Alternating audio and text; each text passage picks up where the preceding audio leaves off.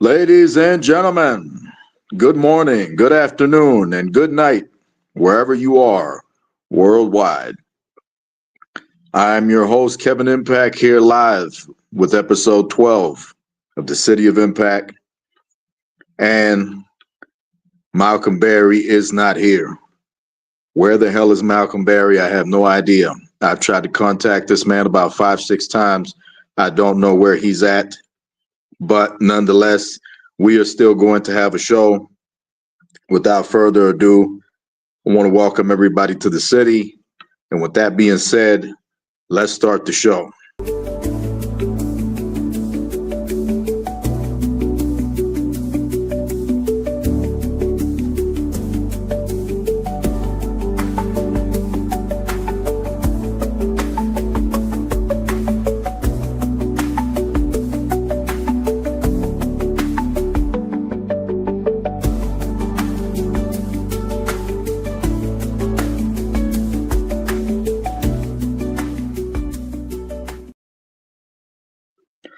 All right, with that being said, I want to welcome everybody worldwide to episode 12 of the City of Impact.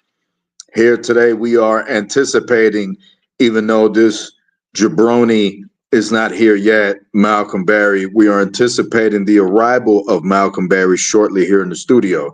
We got 3 people tuning in so far. Make sure you smash that like button. Subscribe if you haven't. I want to take this time real quick to send a special shout out to our sponsor for today's episode. Special shout out to the Real 88, them boys right there with Heel Turn. Special shout out to y'all for a special sponsor.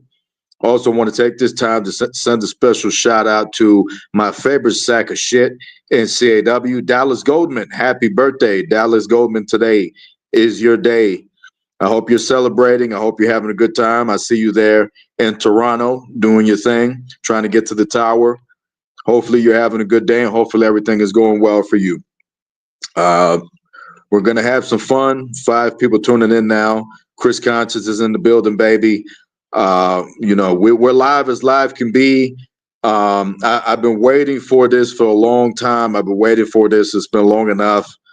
It's WrestleMania went by last weekend. I definitely want to talk a little bit about that. Definitely want to talk about the business, the industry. I'm happy to take questions from CAW. Happy to be back with y'all. I've been wanting to be live, man. I needed this microphone. I'm an addict, an addict for this. Hopefully y'all can hear me really good. If y'all can hear me good, let me know in the comments. But man, we got so much things we have to cover. Whether Malcolm Berry shows up or not, we are going to have a show. And we're going to have our fun and we're going to do our thing. Like I said, definitely going to be taking questions from you guys and gals, and definitely going to be speaking my mind on a few things that was on my mind. I've had a lot of time to think ever since the inception of this last WrestleMania 41. And, there's things I like and there's things I didn't like. We're going to get to that. Want to keep welcoming everybody. Make sure y'all smash the like button. Tell your friends we are live. This conversation can go anywhere. And if Malcolm Berry shows up, somebody let me know. If I don't see the bastard, somebody let me know. But Malcolm Berry's supposed to be coming on this show today. And Malcolm told me he had a story to tell. So I like stories. I don't know about y'all. I'm looking forward to that man showing up and telling me his story. I have scripted questions for Malcolm Berry today. And I also have questions that I want to ask him off camera, but I'm going to ask him on camera just for the hell of it, because that's what we do here. We break the script. Now, in terms of the backup plan for this episode, I'm not going to lie to y'all, and I want to apologize to my boss, Conscience. Please don't fire me. And, of course, to the JTV19 president, Shendon. I got to be honest with the both of y'all. Kevin Impact has done it again. I ain't got no damn script. So I'm running this thing live. Malcolm Berry is not here yet. I'm anticipating his arrival to see what story he has. So in the meantime, we're going to be dissecting WrestleMania 41, talking about CAW, talking about wrestling, and whatever the hell else comes up. I got me a whole bottle of wine. I'm ready to do this thing, and I'm ready to have fun with y'all. 7 people tuning in, smash the like button. All right.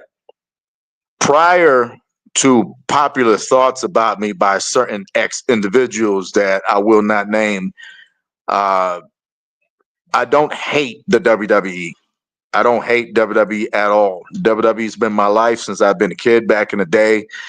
Back in my old stomping grounds when I was looking for Kevin Impact, and I started early in my career in call in JTV, NCAW. Uh, the WWE back then, the WWF has been my life, has been my passion. Me and no kills, no damage, and we had good times back in the day. We learned a lot. You know, things are different now. A lot of these young kids, their childhood is different. And I feel like it's unfair for a lot of these young kids coming up because they're not really getting, and they don't get the opportunities that, you know, kids like me and no kills had coming up in the world, and being a fan of wrestling and being in wrestling. Um, and it's kind of unfortunate. And that's one of the reasons why I feel like it's important for me to keep doing JTV, because we continue to convey that message. You know, the attitude is still alive and well in JTV. And if the attitude doesn't suit you, guess what? Shendon's got JTV 19. JTV 19 is the future. JTV Next Gen is the future. JTV Mega Rush is more for the attitude. It's more for the old school fans. You know, and then you have Retro Slam that is for the old school fans like me and Conscience, you know, that we like to reminisce on some of these pop culture items from back in the day. You know, these national treasures from back in the day. Sonic the Hedgehog. I mean, A Different World. Martin Lawrence. You know, just nostalgia like that really made pop culture what it is today.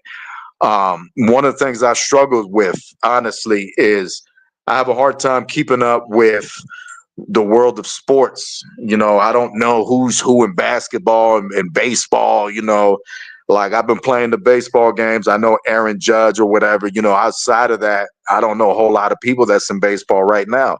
You know, but I can tell you like the 2007 Yankees roster. You know, I can tell you. I remember when Big Papi was in the Red Sox, and the Red Sox.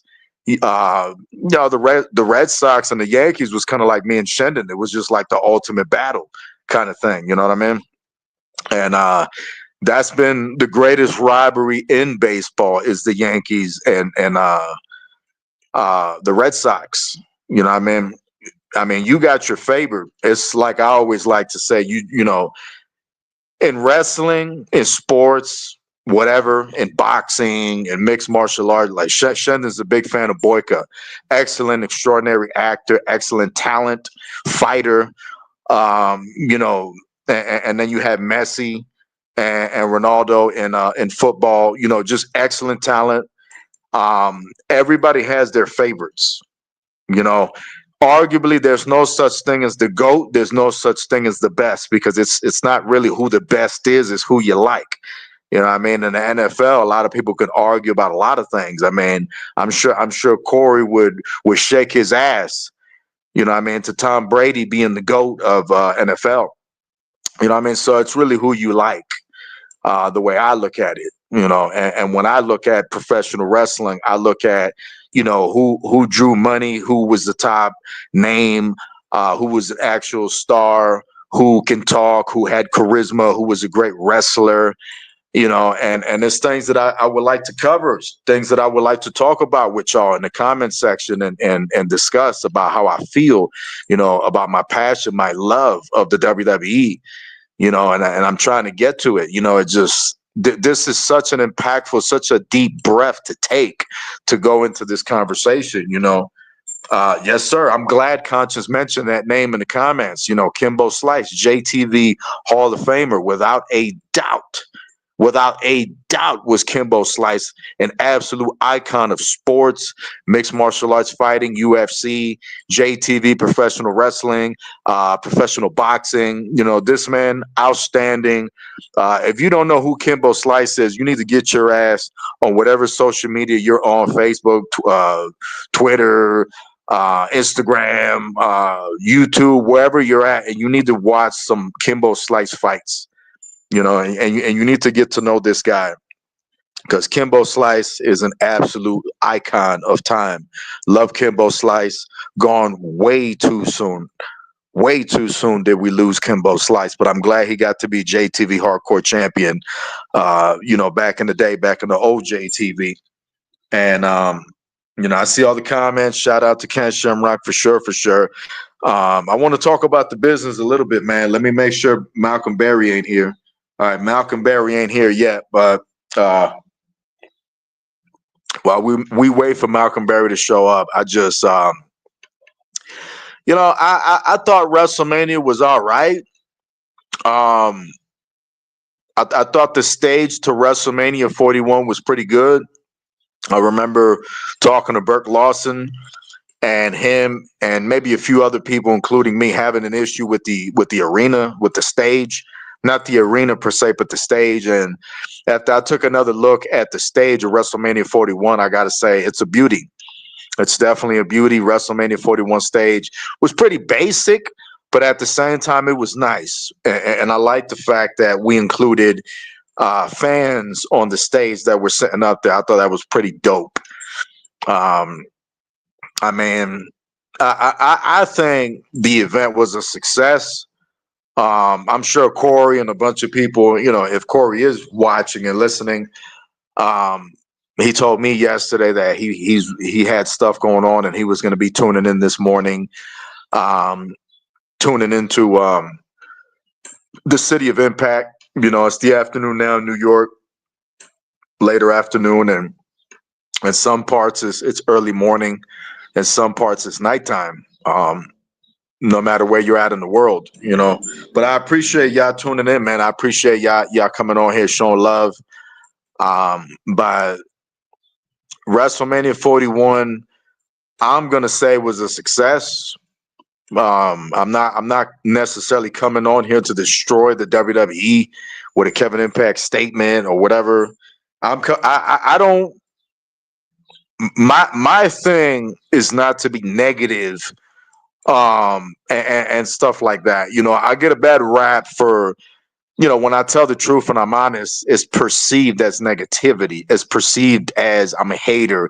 It's perceived as I'm a crybaby. And to me, that makes me laugh because, you're talking to Kevin Impact. You're talking to the box office hit.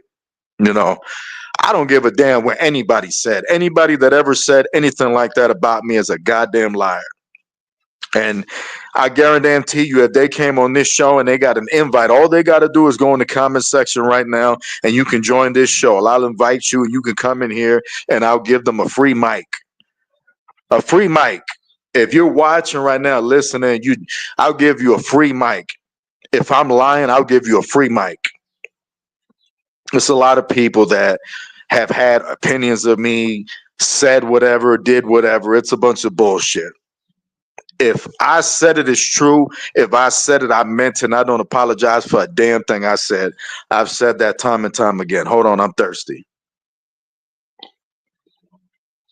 In any case, let's have some damn fun.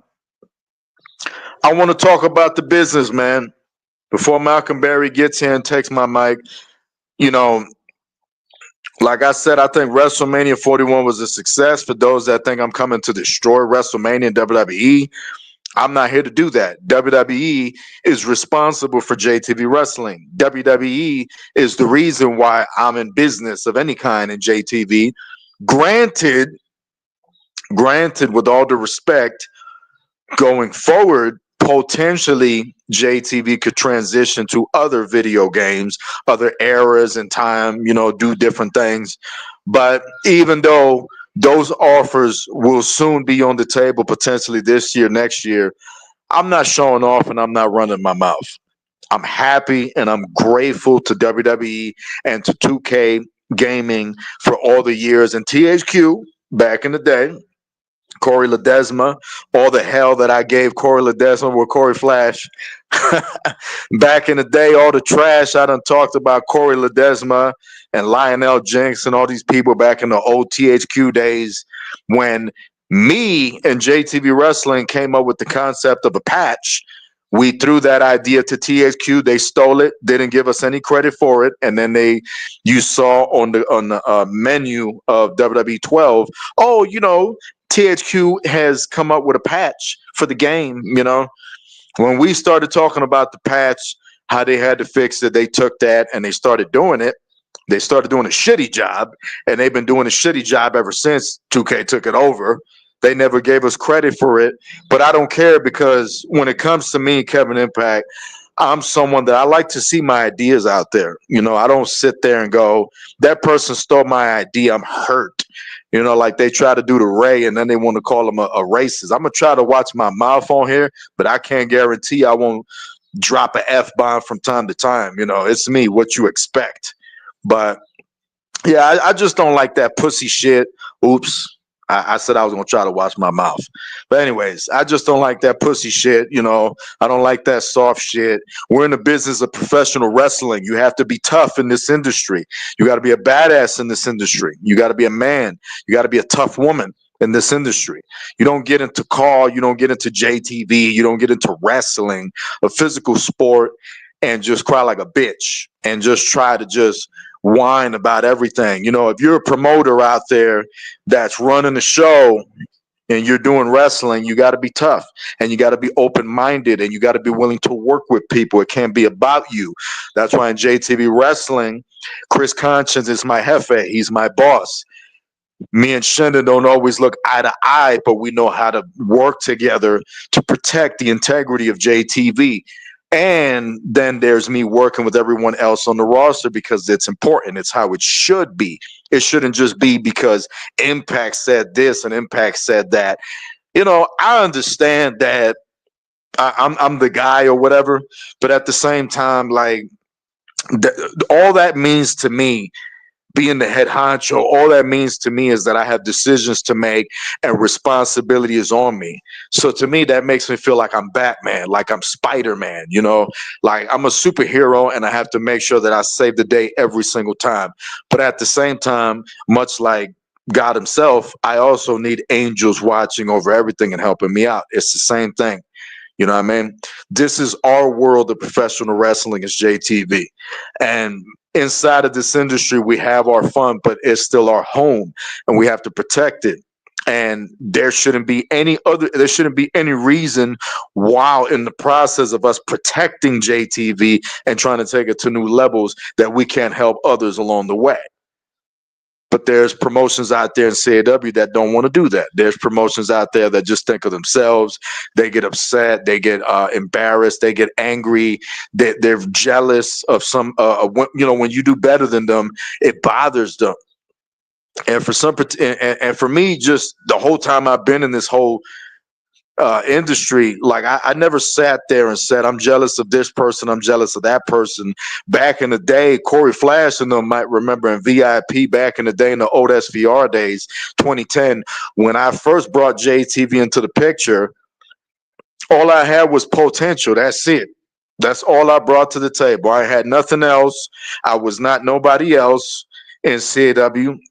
There was a lot of shows out there that knew how to get their ratings, that knew how to make shit happen, and I had to learn, and I had to become a master, and I had and I had to find my own way. And little by little, I started figuring out how to do my own thing so that I could climb to the top of this industry as well. It's called hard work.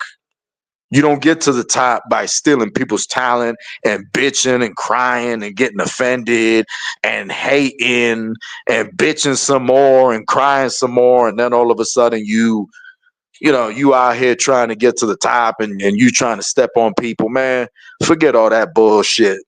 Hard work, passion, dedication, work ethic is how you get to the top. And I'm not at the top yet. I'm not saying I'm at the top. I would say that I'm at a top where I'm happy and I'm proud of myself for the hard work that I've put into this bitch to pay off. And then it makes me even happier to see people that are involved with me get their payday, get their payoff, get their reward for putting the time in. So to me, that makes me feel good. It makes me happy. People busting their ass, working hard, doing their thing. And this upcoming month of May, I mean, it's going to be a whole new JTV. It's going to be a whole new JTV. So I'm excited to see who actually gives a damn and who actually is ready to go to the plate and hit a home run and hit a goal and hit a touchdown and ready to go to the top and ready to do this thing, because starting in May, we're going to truly start finding out who really is JTV. And after that, we're going to start finding out who isn't. So stay tuned for that for sure. But we got 10 people watching, man. I'm ignoring all the comments. I apologize. Malcolm Berry is still not here, so let me get back to WrestleMania. And I'm sorry. And if you got any questions, pop them up in the comment section. I'll try to scroll through them and I'll get back to y'all. But in the meantime, like I said to everybody that's expecting something from me, WrestleMania 41 was a success. SmackDown on Friday, yesterday, I thought it looked pretty good. I didn't watch it. I'm saying that I retired from being a WWE fan as of WrestleMania, and I'll go into detail about that for those that wanted to know.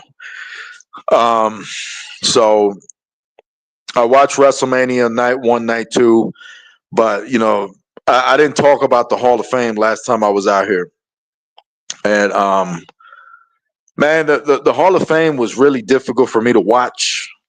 I'm not like some people that's just gonna go public and say all the nice positive things about the WWE. I'm someone that I want improvement. I hashtag WWE in as part of this event.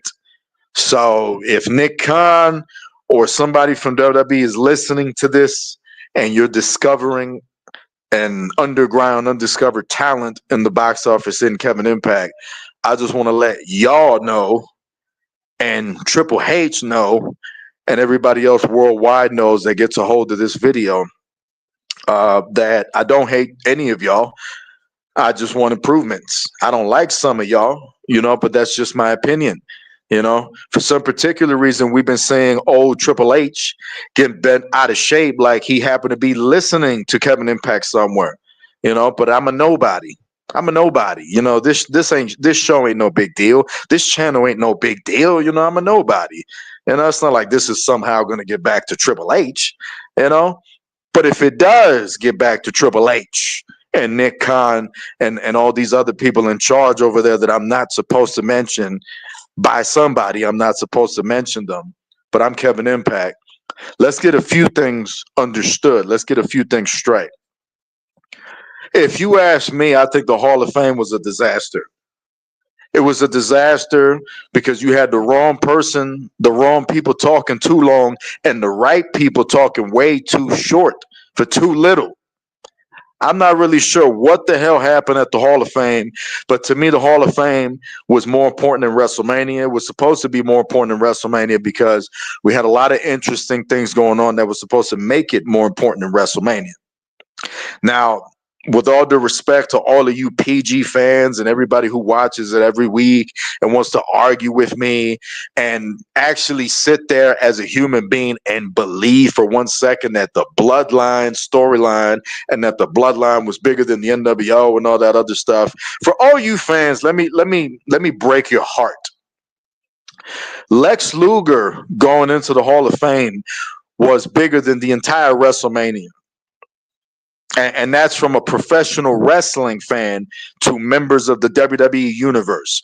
The members of the WWE universe only know Seth freaking Rollins and Charlotte Flair and the Bella Twins. And, Roman Reigns is the GOAT. And I like Cody Rhodes. And, I don't like The Rock. And Triple H is the greatest person I've ever seen in my life. To all you PG era fans and WWE universe fans, let me break your heart. Lex Luger was one of the guys that started the Monday Night Wars.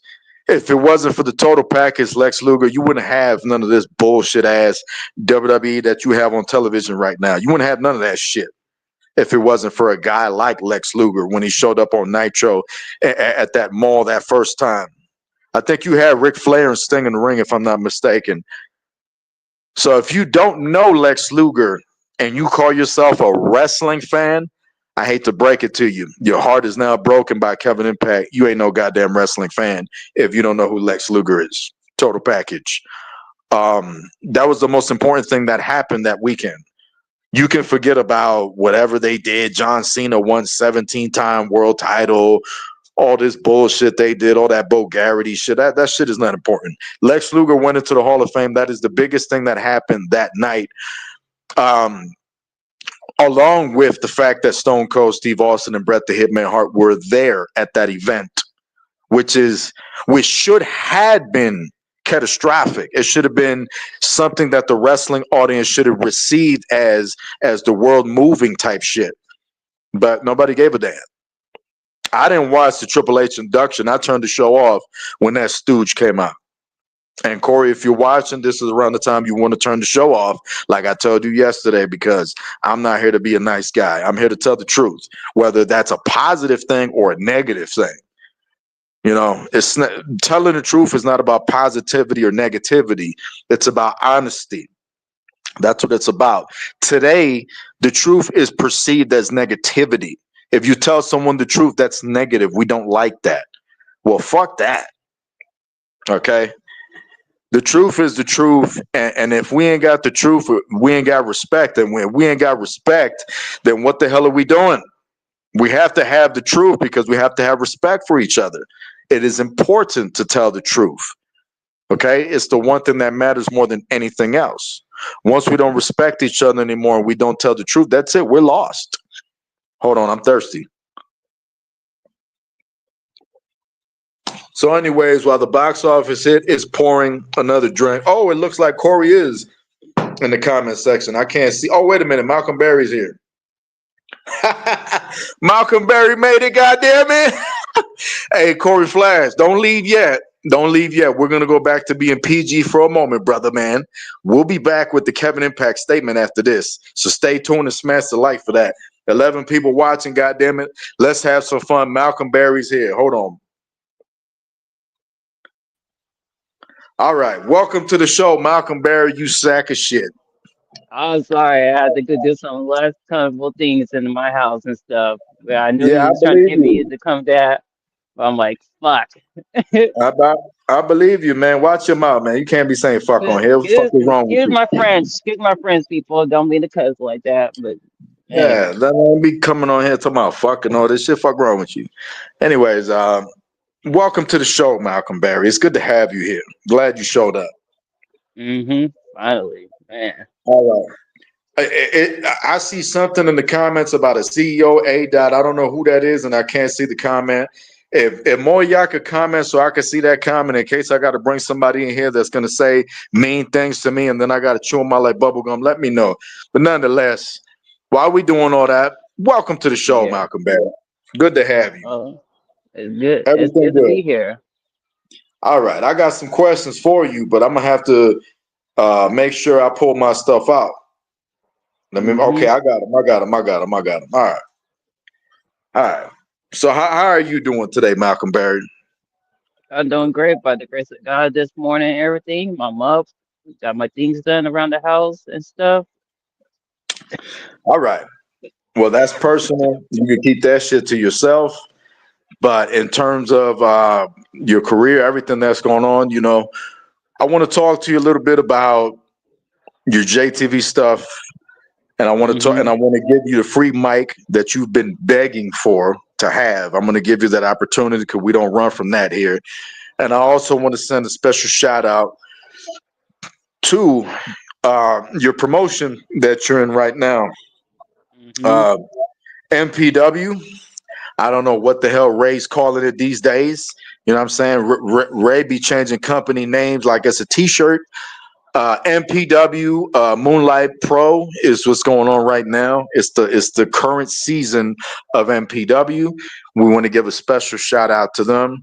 This is a current promotion where Malcolm Berry's wrestling in. He is not Malcolm Berry. You are what? Barry Winters. Barry Whit. Barry Whit. hmm What? Hold on, I need another Yes. drink. Hold on, goddamn. Okay. Okay. So basically, I'm gonna have to get you down to that part and down the line about that name, how that everybody will get to know how that name came through with the name Malcolm and stuff. So we'll get to that soon. I'm gonna say that. For sure, for sure. We'll get to everything step by step. But like I said, I want to welcome you to the show. I got a few things to talk to you about that's scripted, stuff that's not scripted. But I think it's about time that I pass you over the mic and give you the opportunity to air what you've been wanting to talk about for the longest time. So why don't you go ahead and tell your story while I drink this wine, Mr. Barry? Go ahead, do your thing. All right. Well, I'm gonna say where did it all start? Hmm.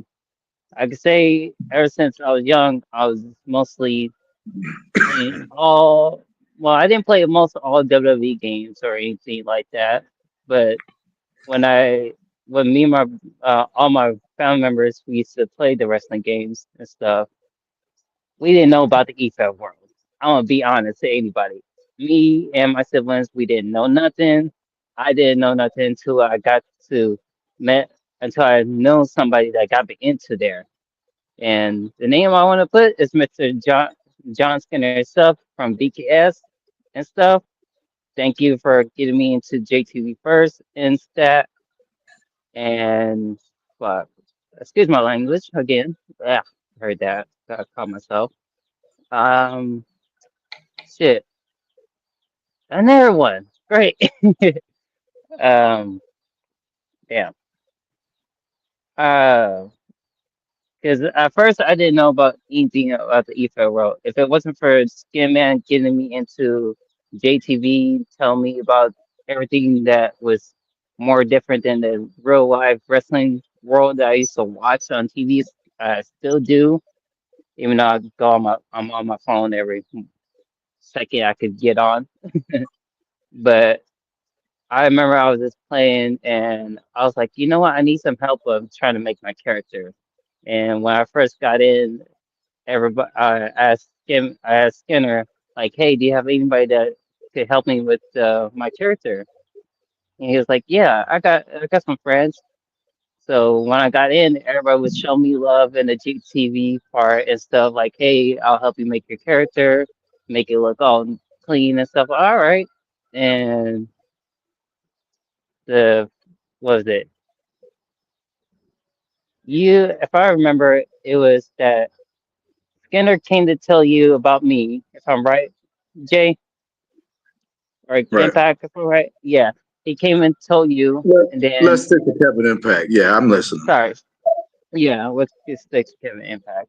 Yeah, he told you Impact, and he's like, hey, I got this this friend that could come through, and he's wanting to know about what's how to be in here. He's never been in this type of situation of this type of world, and I remember we was all just everybody showed me love when it was all peachy when I first came through and stuff. I was like, oh, okay, huh. Never knew about this side of this company or any other companies in the whole virtual world of the gaming world at all. Okay. Okay. I'm listening. But um, So you giving a shout out to John Skinner. John Skinner, obviously, Malcolm. I mean, I'm gonna call you Malcolm Barry. That's what I know you by. But you said yeah, what was it, Barry Winters or some shit? yeah, Barry Winters. Which, for the record, man, that name sucks. But I mean, who the hell came up with Barry Winters? Don't even answer that. Let's just do this. A lot of people know you as Barry. That Barry's still in there. It's Barry Delicious. It's a very delicious name. Malcolm Barry is obviously something. It's a gift that I gave you. But I mean, Barry really is part of your name. You know what I mean? So it kind of yeah, works. But the thing is, the only difference is you're Barry. I gave you yeah. Barry. You know what I'm saying? Yeah, I you gave gave you the you cool. gave me the name So that I mostly hear from Star Wars people write it down when I tell them my name. They usually put that name right there. I'm like, really? and Come I on, and I hear man. and I hear it because once upon a time somebody else want to give you a different name. and wanted to speak for you, and the shit didn't really work out. Mm-mm. I don't know if you realized it, but it was pretty obvious that it was more of a control thing. When you and I worked together on Malcolm Berry, it was just more of, I thought it sounded good, and you agreed at the time, to be honest, and Yes. we just kind of ran with it, and it just seemed like a home run. You know what I mean? Mm-hmm. Um, Somebody didn't like it, and they were trying to change it. And my thing is, if you didn't like Malcolm Berry, you could have came talk to me. That's my That attitude. My and my, my that attitude is was true. not my attitude was not never like, oh, you have to be Malcolm Berry. If you didn't like it, you could just come to me. But from my understanding, if you talk to me, if you talk to somebody like Shendon, if you maybe Corey Flash, if you talk to the right people, a lot of people would probably tell you Malcolm Berry is a good wrestling name and it just works. You know what I And mean? you know To what? me, I don't mean to stop you off of their go impact. right ahead. I have to Go right say this. ahead. I was still, even though I'm a certain age now, I learned from my lesson. Yeah. I didn't know how to communicate with Impact, Shinden, or Corey or anybody because Yeah. I get to be that. honest, like I said, I didn't know about the eFed world.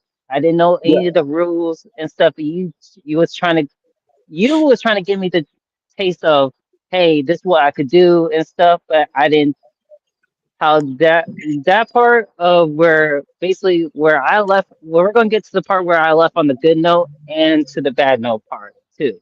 Okay. But my thing is when I was in there, I know it was just that you was trying to show me everything, and I didn't take that as advantage to soak in so much of what you and everybody else was trying to teach me Yeah. in that. And I'm saying that from the conversations we've had ever since, the years that have gone by, the things that have happened, because we've had a bit of a falling out, you and I, and we could definitely talk about that publicly. We're not going to hide or be fake about shit on this channel. We address shit directly and we talk about it publicly, and that's how it should be. I mean, I'm Hmm. definitely not going to hide from anything or whatever you want to ask me, whatever you want to say or talk about. So we're there. You know what I mean? The Same Malcolm here Berry too. thing, in my opinion, creatively, I thought the Malcolm Berry thing worked because of the fact that it just came off like Randy Orton or Shawn Michaels. It came off like those type of names. So I thought that the Malcolm Berry thing was dope. I thought that we hit gold with it. And I don't believe that I'm wrong because it really got over. It got very popular. It did, and I'm gonna And be honest with that. a lot of people, if you notice, they really think of you and they think really Malcolm Berry. The only people that probably don't think that is the MPW fan base and the people that have seen you under a different name. But to individuals in CAW that have made a name for themselves with a specific name and then go and change it, it's just cancer. It destroys Mm-mm. you because it's like could you really sit there for a moment, and I'm gonna hit you hard as shit right now. I'm gonna hit you across Yeah. the face harder than life right now, and anybody else that's listening. But listen to what I'm about to say, and you're gonna go, "You're right. You could not argue with me what I'm about to say." You and no one else watching right now could think of me in a different light and could consider me if I went and said, "Hey, I'm changing the Kevin Impact name. I'm no longer Kevin Impact." Yeah. If that Yeah. shit would not work, that would be the end of my You know, career if I did that. I'm gonna say this. Everybody would have been like, "Why are you changing the name?" Everybody would have been having question marks on the whole thing about that. Like, really, why is he changing his name? Why is he changing his name? Well, my thing is, if people want to change their name, they have the choice to do that, and especially for me too. Don't get me wrong, but to me, I understand that basically Malcolm Berry did give me when I was in JTV. Malcolm Berry did get popular. I had good matches and stuff. I'm gonna say that. Right. I yeah, I can't wait to get to those questions because I man, got him. I definitely got him. And I agree with what you're saying. In JTV Wrestling, in this promotion, you are able to talk with me and management and discuss if you are not happy with a name, direction, hmm creative plan, creative idea. whatever, even a match, you can absolutely talk to all of us, and we could work around things if you're not happy about it. However, Mhm. going back to your point, I'm going to argue against it, and I can hear the Yeah. chickens in the background. You better chill out and feel like you're at a Yeah. farmhouse or some shit. But Yeah. let's not Let me focus get. on that. Let's not focus on that because Yeah. I love animals. So it's a beautiful sound. But nonetheless, while we're doing that, I also want to make it well understood that there's certain people that can't necessarily do that and it'd be healthy for them. You know what I mean? For some particular reason, in my time knowing you, you just have not been able to get away from the Barry name. As much as you want to be Malcolm Winters and this other shit and Barry Storm, Barry Winters, Grayson Taylor, you've been a few names in your I've been career. a few names in the A whole few career. names, a few Yep. names, but just Malcolm Berry just keeps coming back to you. It's like Screech changing his name. It's just something you can't do as much as you would like to try. Because That is true. with all the respect to Ray, with all the respect to MPW wrestling, I mean JTV really is your home. JTV really is where you started, and then you went somewhere else. Somebody else decided to put you on TV, an opportunist, a bit of a snake, a bit of a schemer, decided to just put you on, and I had no problem with that because I was busy. I had things to do. I felt Hmm. good opportunity for you. If I can't put you on TV fast enough, one of our associates can book you, get you in wrestling matches, and this is me thinking about you and me thinking about that promotion. And Yeah. that snake decided to make the decisions that they made, and somewhere along the lines, you forgot that you're a JTV guy and you started in JTV. And if it wasn't for John Skinner and Kevin Impact, you probably wouldn't have been in CAW. No, You I know, would. I would. I um, would still been playing the games by myself. I'm gonna say that I would have never been on the whole EFED world at all. I wouldn't. Really, I wouldn't. and I hear you. And like I said, and like you said, we're gonna get to everything step by step. But we are definitely gonna tell the truth here today. We're definitely gonna go step by step, and we're definitely gonna talk about shit that has not been talked about publicly that should have been addressed. And I think a lot Yeah. behind the scenes, not on the air, but behind the scenes, there's a lot of people that know me and a lot of people that know a lot of truths of a lot of things that happen, while Hmm. there's been people out there lying about me and trying to cause drama and trying to steal my talent and trying to just be toxic to CAW, be cancer to CAW, while they've just been lying about me the entire time for the longest time. If I've done something toxic, if I've done something negative, I'll be the first one to tell you. I'll be the first one to talk about it. Okay. And I'm Yeah. sorry, lowrider, but just to prove my point, you take the Kevin Impact statement part two, for example. Everything that I said on the Kevin Impact statement part two, I meant it. I don't apologize for it, but I've apologized to Lowrider personally because there's things on the Kevin Impact statement part two that I've said that was not kind of cool. It was kind of Hmm. messed up that I said them, and I said that I'm not apologetic for it because I meant it according to what was done to me at the time. Me and Lowrider are cool. We're grown ass men. We made our peace. We're good. Same as myself and No Kills. Same as myself and you. You and I have made peace. You know what I mean? No hard Yep. feelings, no matter what we talk about.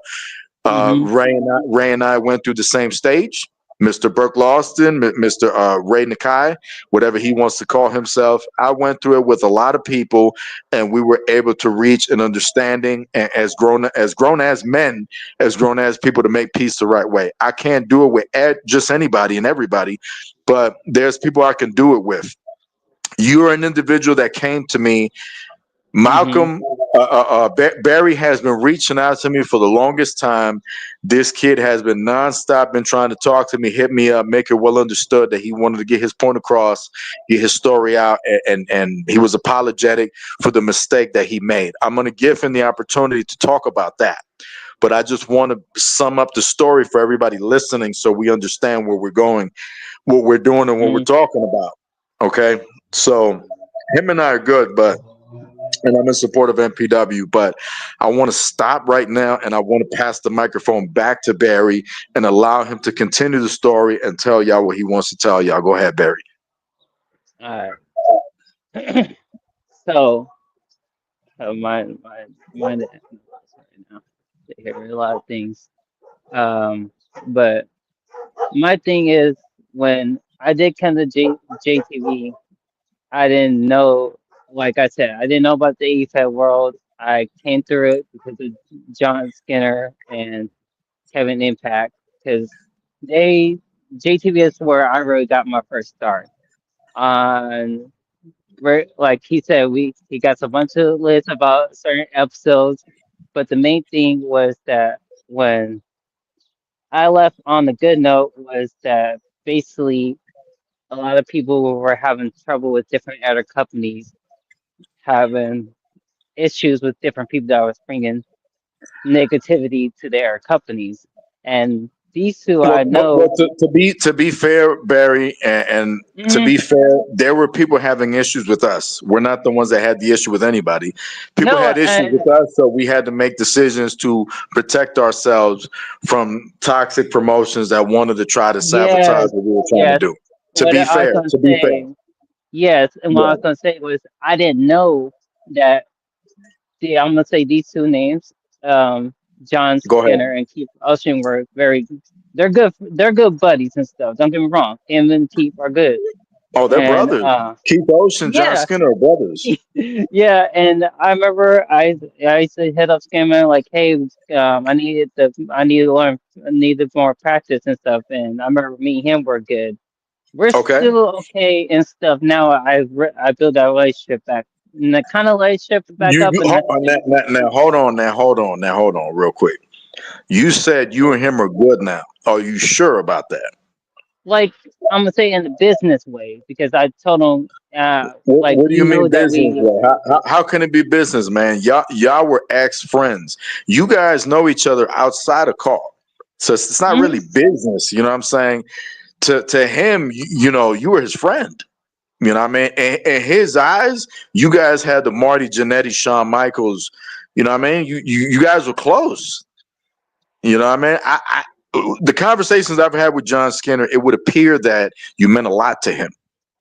Um, but when things went south a little bit, and we're not gonna run from it, like I said, Barry, we're gonna address things. yeah, We're here to address things today. We got time. We got time. yeah, We've been on the air for 47 minutes. We got a lot of time to talk about a lot of shit, juicy shit that people want to listen to. Let's talk yep. about the John Skinner thing real quick. All right. You using the word business, I don't think John Skinner would appreciate that, man, because it was not business between you and John Skinner. John No, Skinner, no, John Skinner was your friend. He was your close friend. And John Skinner is the reason that you got into call and the reason that you got into JTV Wrestling. JTV Wrestling was the first promotion that came to you or didn't come to you. John Skinner came to me. You came to me, I believe. Yeah, you came to me and was like, "I'm interested. Let's do business." We did business, but I told you I had stuff going on, and I did. I had yes, important you stuff was going on. busy. I'm gonna say this. This Go ahead. man's been. If you go to his company, he's gonna be busy, but he's gonna get to you as fast as he can. And that's what I didn't understand. When I was waiting, I was like, okay, he must be really busy. So I was trying to Yeah, buy time and stuff. And yeah, and I get that. Yeah, mhm, go ahead. Go ahead. but I'm listening. my thing is that since I didn't know he was that busy, I'm like, okay, maybe I don't really know about these people yet and stuff. Okay. Yeah. Okay. All right. Well, it seems like you've paused, so I'm gonna interject. Mhm, I had a lot of stuff going on. JTV Wrestling is home to a lot of people who don't give a damn, and a lot of people who also care a lot. They mhm, care so much that I put the time and effort into this shit to do this show and to help them grow as a talent. I didn't get into CAW to manipulate CAW. I didn't get into this shit to control anybody. I didn't get into this shit to destroy JTV, to destroy any other promotion or anything like that. I got into this shit because I wanted to tell stories. I knew or found out about, I guess, if you want to call it talent that I had, and I mhm. felt like I could change the world in the process. accidentally, step by step, All-Star Kid Corey Flash came knocking, VIP came knocking, Lowrider came knocking, and then after that, I got lucky. It's not so much that Mhm. I'm so creative and so smart. I got lucky. I got really lucky because I found legends. I found Shendon. I found Chris Conscience. Okay, I found a lot of people that are good at this. And thank God that I know how to work with talent. And thank God that I'm not about my ego. So I was able to work with Yeah. these people and I was able to take JTV from point A to point B. In the process of Mhm. doing that, I met John Skinner through Keith Ocean, I think. And through the process of all that, I got to meet you. And Yes. when I got to meet you, I saw an opportunity. I saw all I want to do is provide opportunities. Okay. I'm not someone who sits there and go, oh, I want to just suck everything in like certain people. That's just not how I work. My thing has always been if I can't sign this person and give them the best, then I shouldn't sign them. Nick Mhm. Ken is a bright star. That's a bright star that is an MPW guy. And out of Yep. my respect for MPW, unlike other people in the past who didn't give a damn about stealing people from JTV, I'm not looking to steal Nick Ken from MPW. Yeah. And I come on here and tell the truth. I've had conversations with Nick in which I've told him about some of the issues that Ray's had that we don't need to go into. You know what I'm saying? And about him considering his future. Mhm. Anybody that's fake is not going to come on here and tell you that. Okay? Yep. Nobody's going to say that on the air. I am. Because Ray knows that I got a lot of respect for him. Ray sometimes makes decisions, and we're talking about Ray because it's the promotion you're a part of. You know what I And mean? that's Right now, and MPW. what people don't know about MPW, I've been around in that company for heck long. When I did leave JTV on the good and bad note, and we're gonna go back to the good and bad note soon and Yeah. stuff. But I am a founding owner with Ray and Devin too. Those are my two homeboys. And I give Ray my best. That man, I give him for JTV. I didn't, when I came through, I was waiting for, I got my match. I was like, okay, who am I going to face? Everybody was like, call out Ray, call out Ray. I'm like, who is Ray? Who is this Yeah. person? So I Yeah. remember when I did my video and stuff because he was like, Yeah. you got to do a promo. I'm like, okay. And whatever I said and stuff. And then I get it. I see after when I did the match. I get shout out to him. He's one of my best rivals. That dude, I would definitely want to go back in the ring again with him. Definitely. He Did made you me say run for my Ray? money.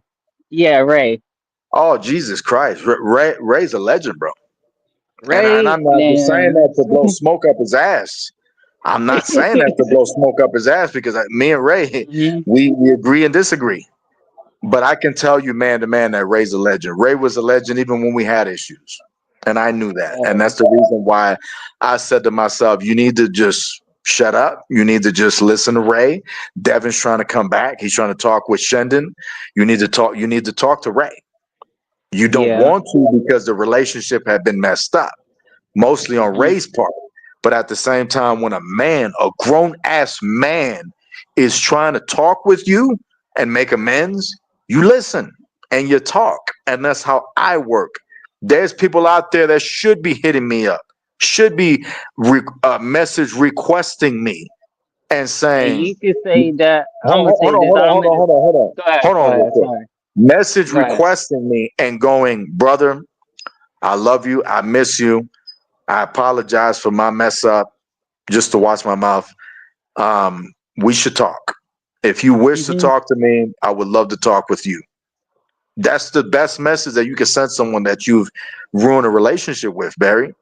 And you didn't Yeah. send me that message, but you continue insisting that you wanted to talk with me. And to me, Yes.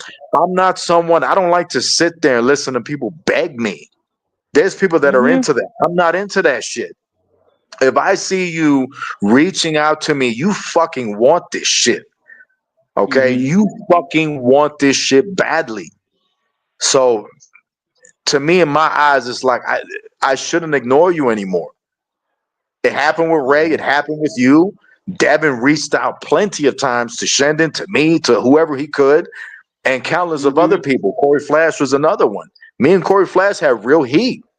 Me and this dude was gonna go at it. I was ready to go hands Dang, on with Corey Flash, and he chose to dang. just have a beer with me and go to the Hall of Hey, Fame like a real man. You want to say something? Go ahead. I'm gonna say that to everybody out there. Remember to think on the mistakes you guys have done and stuff, For because sure. our Absolutely. life is our life is too short about everything. We need to Absolutely. enjoy our life because we don't know Amen. when we're gonna be gone from here on this Amen. earth at all. Amen. And to me, Amen. it took me a while to understand that. And after when I did leave JTV and I was working with NPW, working on with different people and different promotions, I was like, you know Yeah. what? NPW has been there for me.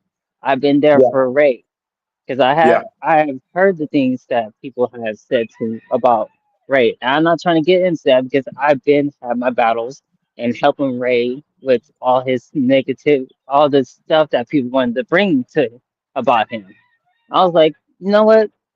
I'm done. I've been quiet and I've been there for MPW for heck of long. I am happy I'm the third founding owner of that company with Ray Yeah. and Devin because to be honest, me and Devin didn't know each other. We did not. Okay. We did not speak to each other. We did not know. How we did met was he heard me speaking in one of the chat rooms, and he's like, "Hold up, what what nationality is Barry and stuff? What is he and stuff?" And he didn't know I was had different nationalities of myself and that. Okay. And now me and him, me and Devin, we could argue, we could have fun and argue about our characters and basically what anything else. He's like my that dude is like my brother from another Yeah. mother. I'm gonna say that. And so is Yeah. Ray too. Don't get me wrong. Them two, I got their back. I've been with Right. MPW, and I want people to know anybody comes to MPW, you guys got problems with certain things. Like if you don't not sure what to know what to do, hit me up. I'm always there in the chat room just in case, or I might be busy. But I try to do my part of the business and Yes, stuff. sir. And Yes, I'm sir. happy that I've been just doing me in life and stuff. Yeah. To me, I've And been you can see how different it is being a part of this side of the world of call as opposed to being a part of that other side of the world that Devin and Ray left from. You know what I hmm mean? You could clearly see it's just clearer. It's cleaner water on that side of the world because Ray has always been a creative guy. He's always been um, someone not just a good wrestler, but also someone who can tell stories and can write. Unlike some people I've seen in call, and someone who can actually make characters that look great, you know. And the thing about hmm MPW is that Ray is worldwide ready to give talent all the airtime that they seek. It's just, you got lazy people in call in JTV and MPW, real shit. It's just and that, and I could say I've seen that in both ways. right. Me being a founder owner, it's like I see that in the chat room anytime I step in to see what's going on with my business. Like, hey, what's going on with my buddies? How they doing and stuff? Let's see what's going Yeah. on with the business. I'm like, Well, let me why is tell that? hmm Oh, you wasn't finished. Go ahead. I'm listening. I was gonna say, why is everybody they want to come in and say, oh, I want to get a belt and stuff. And this is to most people. If you're coming in any company, please come and get ready to do some work. Because even what you do outside your life, have some time for yourself. That's one thing. If you're spend time with your family and stuff, do that. But if you have time at your day, take the time to do what you need to do Man, and fuck all stuff. that. If you have But time, make time, bro. Make you time. know what I'm trying to If you say and give a shit stuff. about this business, if you give a shit about being a JTV and MPW, you fucking make time. Ain't no if you got time. You make the time when you give a shit, and it's close to your heart, and it's the love of your life, and it's your fucking passion. You make the time. You don't give a shit if you got a relationship, a date. You gotta play with your wee wee, whatever the case is. You gotta be with your family. I don't give a damn. Let's tell the truth on here, bro. When you give a shit about this business, you make the time. I make the time. If I have a relationship with my beloved, you know, a Spanish woman, what I got going on, or my personal life going on, I make the time for JTV. I make the time to talk with you. I make the time to talk to Shendon and talk to Chris Conscience and get ready for Retro Slam. I talk to Ray, get ready for MPW television. Whatever the case is, you make the goddamn time. Fuck all this shit about, oh, if you have time. Get the fuck out of CAW if you got to make time. Get out of here, bro. There's one person that I'm not going to name. I'm not going to name this person just out of respect for this individual being a buddy of mine and having issues somewhere else in CAW and then leaving that promotion and staying with JTV and whatever else happened. I'm not going to name this person, but there's someone who is very, very talented who is out there who told me that they wanted to be the next Bray Wyatt, that they wanted to be a big deal in JTV. And I'm not talking about Marcus Holloway. He's already the next Bray Wyatt. I'm talking about somebody else that, like I said, I'm not going to mention. And this person chose to dwell and indulge themselves in their relationship so much to the point that they can't even do call anymore. And I think that's sad. You know what I'm saying? Because if you can't put the woman down to do business, that's bullshit. You know what I mean? And I'm not going to go too far with it because this episode is about you, Barry. But it bothers me because I love this industry so much. I love professional wrestling. I love CAW so much. It's my passion. It's my life. And it bothers me when somebody is talk a big game, but they don't make the time. You know what I mean? Like, put your effort into this shit if you give a damn. If you're in JTV or on the MPW roster and you're not making time to be the greatest of all time, get the fuck out of CAW. From Kevin Impact, truly. I don't give a damn how you feel. And in MPW, I consider myself the big brother of MPW because you got a lot of talented people on the MPW. Chris Constance is over there doing commentary. Devin is over there. Ray's over there being creative with your goofy ass, Barry, over there. MPW is on fire right now. This is from Kevin Impact. This is the greatest era of MPW is right now. Period. You got Moonlight Pro going on right now. You got a lot of exciting things, interesting things going on. Nick Kaiken is back on the scene. BKS just came upon the scene. We're making deals and we're doing it for CAW. We're doing it for the right reasons. There's passion. It's the right thing to do for the business. We're doing it. And that's what this shit is about. That's what it should be about. It should not be about egos. It should not be about trannies. It should not be about no weird shit. It shouldn't be about somebody's, you know what I mean? Like somebody's power or whatever. Man, get out of here with that bullshit. That's not what our industries are about. Okay, we're here to have fun. We're here to take it to the next level. And let me stop, man. Let me just stop because I'm just overkilling it right now. Let me just stop and go back to you, bro. Let me just stop for a moment, okay? Okay.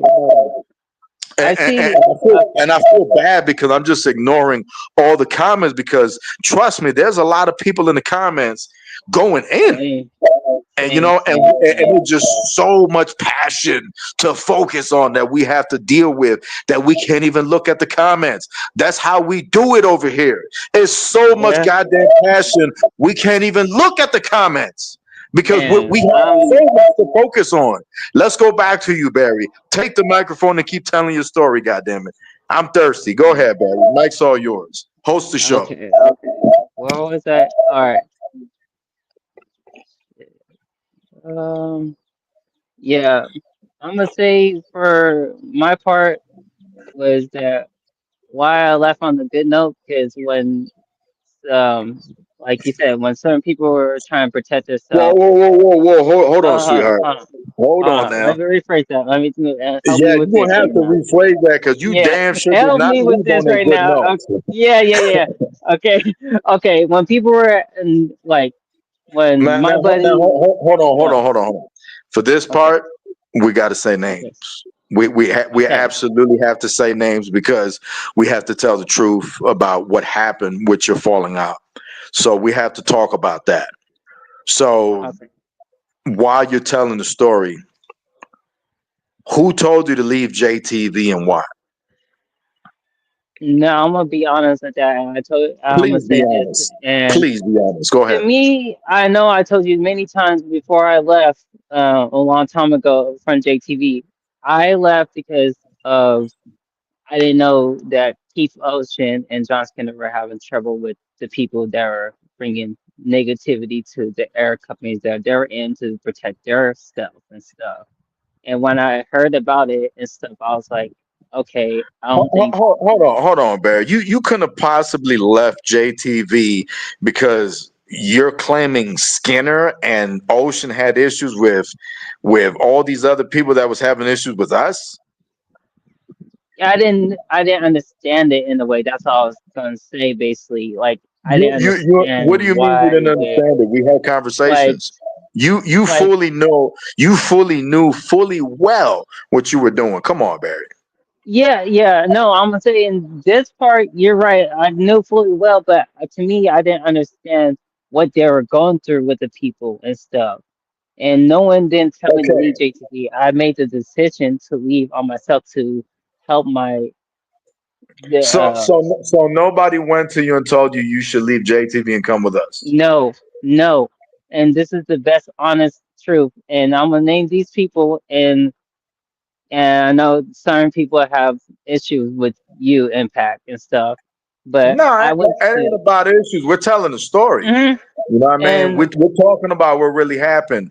I don't yeah. believe you. I think you're full of shit right now because I know for sure people came to you and suggested to you to leave. So we have to go back. No, You have to correct we're going. yourself. Yeah, I'm going back where basically where I did want to lead JTV on my own stuff because I was like, okay, if And why is a lot of that? things is if a lot of bad things is coming through, I need to step away from myself. I didn't speak to Chin. I didn't speak to Jay. I didn't So speak to you're nobody. claiming you left. You're claiming you left because you didn't know what was going on. I didn't fully understand what was going on, and even though Okay. we had Okay. conversations about it and Okay, stuff. good answer. Good answer because you Yes. and I had a conversation. I know you're not Mm-hmm. gonna act like I didn't talk with you But and told you what was going on. You didn't no, fully you understood did. what was going on. Okay, Yes, yes, go and ahead. I Go should ahead. have spoke to you more about it and stuff, but I didn't. So Okay.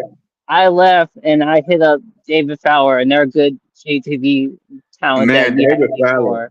That dude Yeah, is talented, man. I like David and Fowler I better. hit him up and I was like, "Yo, I'm thinking of leaving JTV because I'm not sure about all the drama, all the problems that's coming through and stuff." Yeah. He's like, "I don't think you should leave JTV," and he's like, "Are you sure you want to leave?" 'Cause he's like, Wow. "Tell me he didn't want me to leave," and Mm. then I hit another person up. You know him, but even though you guys don't Let, speak and you guys, listen, man. I don't like it, but let's just say some names so we're not hiding. mhm, Let's just say some names. Who'd you talk to? Trey Jeter, And basically, you and talked to Trey Jeter, that's and what did you say? What did y'all talk about? Convey I it. told him I wanted to leave JTV. He's like, "Are you sure about it? Because I think you have the best talent here. I'm not telling you to leave and stuff." He's like, "I'm not in your ear about what you do and stuff. This is your choice. I'm not telling you to leave." He's like, "I think you should stay and stuff." Then another person joined in the call, and that was Cassidy Dreams. These three I know were best JTV people in the company. Don't get me Hold wrong. on. When would you Mhm. say? What year would you say this is going on? And what I would month? say it was we was on two what was everybody was still on 2K19 if I'm right. Okay, So 2019. Oh, well, I don't know about that because No, yeah, you're right. Yeah, you're right. You're right. Because I remember Yeah. sometime after 19 was when you left. Yeah, you're right. That Mhm. makes sense. It Mhm. adds up. Yeah. Yeah. Yeah. Continue the story. Go ahead. So Cassidy comes in. He's like, Trey's like, hey, Barry wants to leave JTB, and he was telling me you shouldn't leave. You got the thing going here, and they were telling Trey me told not you to that. leave. Trey Yes, said that. Okay, okay. they Go ahead. told me that you should not leave. And he's like, I'm not in your ear to tell you to leave. I'm not doing this. I'm like, yeah, I know. It's my choice. I'm making my choice to leave and stuff. I didn't explain to them why and stuff. So this is But you why see, I'm coming. I have to call bullshit on that, Bear, because the incentive on those two guys around that Hmm. time was not just to steal talent from JTV, but it was also like, fuck JTV. We're going to, try to get as many people as we can to leave. So when you come on here and you're telling everybody that, like, they told you not to leave, it doesn't sound really realistic. You know what I mean? Because Cassidy, for example, you take that pile of shit and, he was going behind my back planning this for a while about his departure and all this stuff, and then he brought Porky the Pig, over to the bar mitzvah. You know what I mean? And it was just like, Hmm. so when you take that and you take the fact that Trey was out, Jeff was out, and they was together because Jeff sticks to Trey's ass like a fly on shit. It Hmm. really makes it seem like you're trying to Yeah. protect them, man. I don't know. You're saying No, you're. Go ahead. I'm I don't mean listening. to cut you off, but No, I I'm ain't trying to listening. Go protect ahead. nobody because I learned from my mistake of leaving from a good note. I left to work on myself and stuff because after all that, I was like, okay, what else can I do? So I know I was working on the air side, still working Yeah. with Ray and stuff with MPW because Now, hold on. You jumping to MPW. Now, let's go back to that I, conversation you was having with Trey okay. and Cassidy. Let's talk about that. You said that they were telling you not to leave. What else happened? After Convince me. Go that, ahead. after that, they we ended the call after that and stuff. And I remember, I think I was talking to you and Shin because you guys were trying to reach out to me and like, why you want to leave and stuff. And I Yeah. wasn't giving you guys the best answer and all that. You was like, you could have talked to us and stuff and Yeah. told us what's going on. You guys told me so many times and stuff, but Yeah. I didn't give you guys the answer, the reason why I was leaving, and Right. that this is why I'm coming to here to Yeah. say all the stuff I want to say because shit, I Yeah. don't mean to cuss again, but after when I did leave on a good note, I was kind of missing this part at home. I'm gonna say that, and I didn't realize it that this is the place that brought out Malcolm Berry for sure, really, of me. From being joining in, coming into the EFA world. And yes, well, I did see it coming from John Skinner. I want to get to that soon later, but after when we're done this part. And John Skinner's calling you out like I'm calling you out. I don't know, Barry. Hmm. I wanted you to come on here and be honest. I really hope you're not scared of anybody because I am not. And I wanted you to come on here and be clean about this entire thing. But And I right am. now, you're trying to convey the message that you chose to leave because you weren't sure what was going on. There's a Yeah. lot of people, not just me and Skinner. There's a lot of Hmm. people who I have it on good authority that Trey Jeter manipulated you and convinced you to jump ships. So for you to come on here and say that, I'm gonna say this. Hell to the H. No, I don't mean to cuss like that, but no, he did not manipulate me. I chose to leave because of the truth. I'm telling the lying truth. God could strike me down on my own body. I'm gonna how say how that. how how can you make that believable when after that you just went with him? You went with him and you was buddy buddies Hmm. with him. He was taking care of you. Like, I Yes. don't know, bro. That seems kind of fake, man. Yeah, you don't And need me to kick you off the show now, do you? I don't like that fake no, shit. Let's no, be no, real. no, no, no, no. I'm You different you now. I'm you so let's be. You was buddies with Trey. You know damn well he got in your head and was like, "Yo, come over. Let's do business. Fuck this dude. Let's do business." You know he damn well did that could to me. He happen. didn't to me. He didn't speak shit about onto you or anything about that. He just wanted me to come and So he do didn't come to business. you and told you to change your name. No, he made my character. Remember, he made Did he the come to Malcolm you and Winters tell you to character. change your name, bro? Did he come to you tell you to change your name? Let's be real. He came to No, you and told you, "Oh, you know, we should change your name to Malcolm Winters and this shit and that." And you know, because he didn't like mm-mm. Malcolm Barry. He wanted his narrative on it. Come on now, Barry. Come on now. To me, I just feel like the name that he gave, No, the name of my, it ain't to you. It's what is the mm, truth? What is the truth, to, Barry? to me, he wanted to have a No, I'm character not for his asking you own. to you, bro, because to you, Hmm. you just want to say things to protect shit. I'm asking you, what is the truth? The truth is that basically he wanted me to come wrestle for his show and stuff. And even though it's on And, JTV, I did. okay, he wanted you to come wrestle for the show because you're flipping the story around now. Because at first it was like you left because you didn't know what was going on. Now it's he wanted you to come over to the show. So let's try to get shit straight, man. You know what I Hmm. mean? This type of shit really aggravates me because you wanted to come on here, you wanted the airtime to tell the truth, speak your mind. I'm giving it to you, and Yeah. you're kind of holding back and protecting. You know what I'm saying? What is going on? You know what I mean?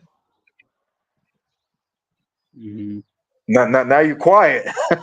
Now you're quiet. I'll come on Right. here and I'll tell you what Yeah. happened. I'm not coming on here to be fucking fake, Barry. You know what I mean? Mm-mm, no, You're and pissing me I'm off not a trying to little be bit. fake either, too. Well, And you're I pissing me hear you off a say it, little bit, man. and I don't mean to piss you off like Let's that. be honest. Let's get Let's be honest, man. Come on, man. we could Clean this we're shit gonna up. Listen, definitely when I'll tell you what. I'll tell you hmm what. Before you throw me over the fucking edge, let's start over and just tell yeah, the story over and tell the truth of what actually happened, not how you see it. What actually happened. Go ahead. okay. Don't worry about what nobody else got to say. Fuck these other dudes. Tell the truth, man. What's up? What you got for me? Definitely when I was waiting for you to I'm gonna say it started when I was waiting for you to no when because when I did first got into Scanner they get me to JTV and got You I was met on the JTV people. 19 doing your thing. Yeah. Yes, when Okay. I first got in, I didn't know how to make my character for real, and that's Okay. when Trey was the one that was like, "Hey, let me make your character. I got you Okay. and stuff." I was like, Okay. "Okay," I believe that. I believe that. Go continue. and he Continue. helped me and stuff because that's when everybody was all good around and stuff. That's the good moments I can Yeah, remember, I remember that. and Okay. Real shit. Go ahead. that his company, he was gonna call me. He gave me the name Malcolm Winters. Okay. You gave Got me you. Malcolm Berry because you was like Malcolm Winters, not so much. She wasn't like that. Wasn't a I fan. didn't Still know. not a fan. That shit is garbage. But continue. The thing I didn't know was that he didn't like Malcolm Berry from your side. I didn't know that. None Okay. of that. I didn't ask questions. I was like, okay, someone's helping me to make my character cool and stuff. Yeah. Yeah. Yeah. And I was kind of like in that his company was kind of different than JTV. I was like, okay, I'm waiting Yeah. just to wait to see if, when I'm gonna get to my chance to show impact Yeah. about what I got and stuff for his Okay. show. Hmm. So after a while and stuff, yeah, I got the what was it? I think it was the practice match. I remember. Yeah, Yeah. is you was like, all right, I want to see how you are, kid, and stuff. Let's see what you got. I And I remember that. showed you Okay. and Yeah. stuff. I I was remember like, that. yay. And when I did have that match, I was like, okay, I think I did good. I wasn't sure. I was like, I know I had to did good. And then you came back later and you was like, you got it, you're in. I was like, oh shoot, what? Like, really, I'm in this place. Okay, so after when Trey makes my character and stuff, and I'm just trying to figure out who am I to as Malcolm Winters, Malcolm Berry and stuff. I was still trying to find myself as my person who I was trying to be and stuff. Okay, I believe you. And you was trying to help me to find out who is Barry trying to be. What does he want to be in this company and stuff? Okay, And like I said, we're going to get to. I know you got certain questions, but I a do. certain episode where I said that my best rivalry ever is No, no, Ray. no. Hold on. Before you say your best rivalry or whatever, we still Hmm. talking about the intricate plot here. You know what I mean? We're talking about your exit from JTV. We haven't even talked about your career in JTV. You know what Yeah. I mean? It's just that Uh. since you started talking about it, I thought it was juicy time, and it was Hmm. interesting to focus on it. Okay. Yeah. Uh, from my understanding, you had great opportunity in JTV. I thought you were doing an excellent job. You had an outstanding television match with Ray on JTV television. You had a few other matches that we're going to talk about in a bit, but Hmm. you were definitely taken care of in JTV wrestling. You had a golden opportunity to wrestle some of the best wrestlers in call, to do a lot of great things. And Trey, with all due respect to Trey, Trey had a pretty good show. I thought Trey had the potential to have a better show, to have stars. Unfortunately, Trey is a pile of shit, and that's just the truth.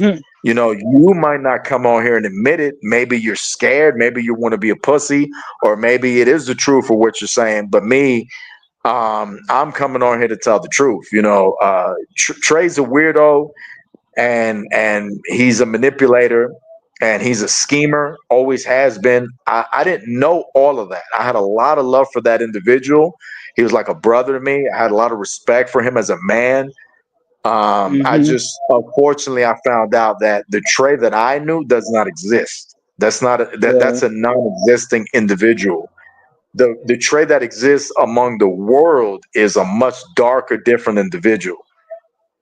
This person definitely is cancer to CAW and cancer to the planet, along with some of his other cronies. And that's just what it is. You take that however you want.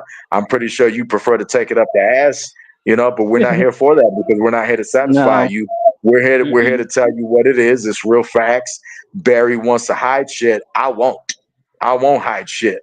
The truth is the truth. It is what it is, and I don't give a damn how you feel. I had a lot of love for a lot of people. I had a lot of love for a lot of people, and that's real fucking passion. I loved a lot of these people that you wanted to work with, man. You know, that wanted to try to stab us in the Yeah. back because they were jealous or greedy or whatever the fuck the reason was. I was never jealous or greedy of any of these motherfuckers. I wanted them to do great. And the That's time I worked with what. them, they did great. They did excellent Hmm. in the time we worked together. And then, I don't know what's going on now. I don't keep up, shame on me. But Trey Jeter was definitely someone who manipulated a lot of people, lied about a lot of shit about me. And it's been full of shit for a long time. That's just facts. Hmm. You can take that and go, oh, Jake, it's just what Jake hit or Impact said. It's just his opinion. I mean, I don't know. There's a lot of people that could tell you I'm telling the fucking truth, and there's a lot of evidence to back it. And Compared to, uh, hold on, don't cut me off. Compared to a lot of go things ahead. that Dave said are true, but they never prove or they never talk about. If they're so sure about what they're saying, I'll say this out loud. They have an open invitation to come on here and prove me wrong if they're so sure about what they're saying, but they won't come on here. Do you know why, Barry? Because they know they're full of shit and they lied about a lot of shit and made a lot of shit up. I didn't fuck, Right just like now, Scarface. I never that fucked I it. know Hold the on, hold on, hold truth on, hold on, of. hold on. I didn't fuck anybody over, just like Scarface. I've stayed true to all my people. Unfortunately, I've been involved with a lot of fake motherfuckers in the past who were about Hmm. themselves. But that's besides the Yeah. point. Getting back to this episode, I don't apologize about a goddamn thing I said. But getting back to this episode, Barry, we're gonna go Hmm. back. in time, and we're going to talk about your career. Before we talk about your career, I don't want to cut you off, and I also don't want to stop you about what you have to say. I don't want to censor Yes. you like they try to do to me. Hmm. Before we even go to your career, the mic is back in your hand. You say whatever you want to say, and then we're going to start talking about your career. Go right ahead. Definitely, I must say this. I learned from the mistakes I made and stuff. And Be specific. to me, When you say you learn from your mistakes, what does that mean? What basically, was so bad about you leaving JTV? Crickets. man, Go ahead, Barry. You're on the stage, brother.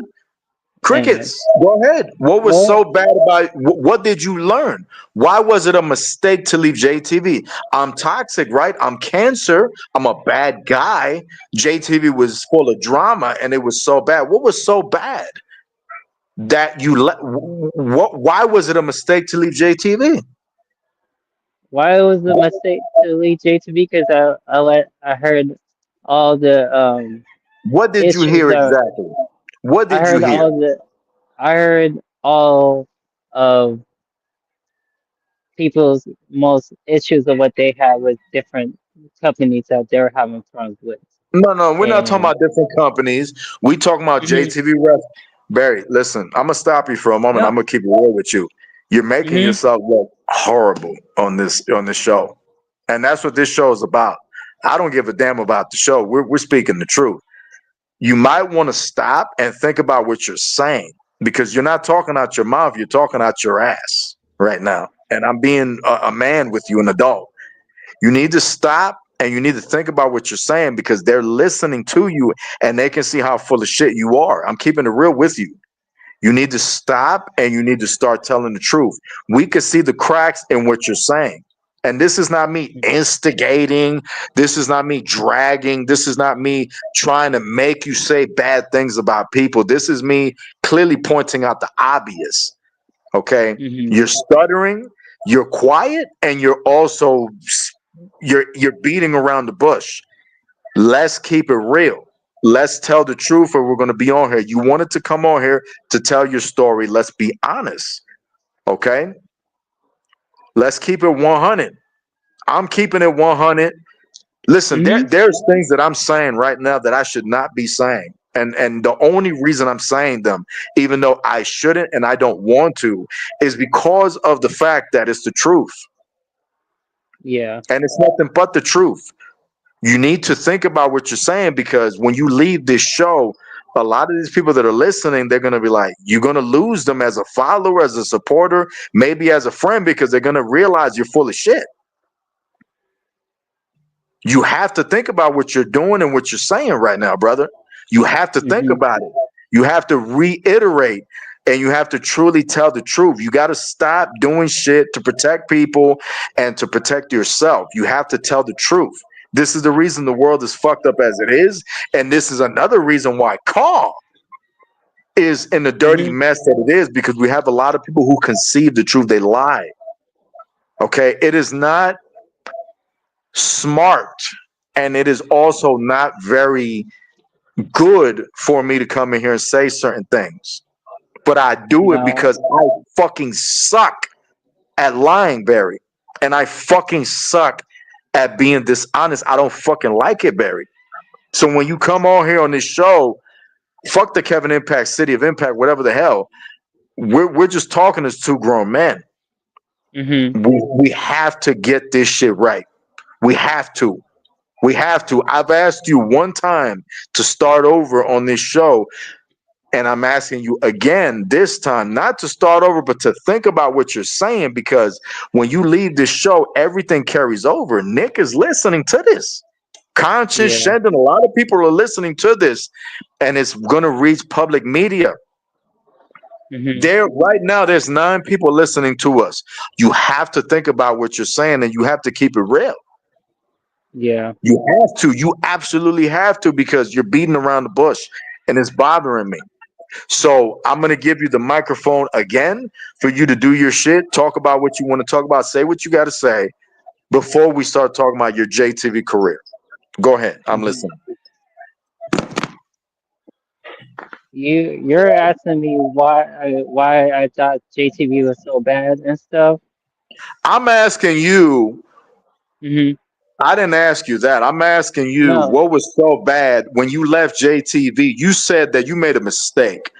How did you make a mistake? If I'm toxic and I'm cancer and I'm a horrible person and JTV is full of drama, how did you make a mistake going along with the Trey Jeters and Ray, who was with them at the time? I'm keeping it real, man. You jump ships, you went hmm along with that little organization and all this other stuff, all these fucking yeah. clowns.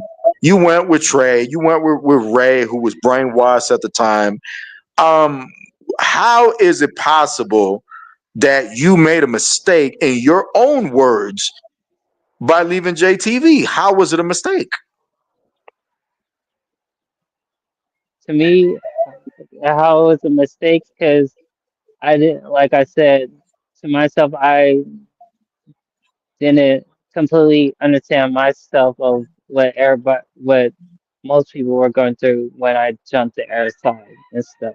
When I had the problem with JTV, especially with you and Shin, because I didn't communicate with you guys about what I felt about my character and what everything about what was going on. I should have talked to you guys and stuff, but I didn't.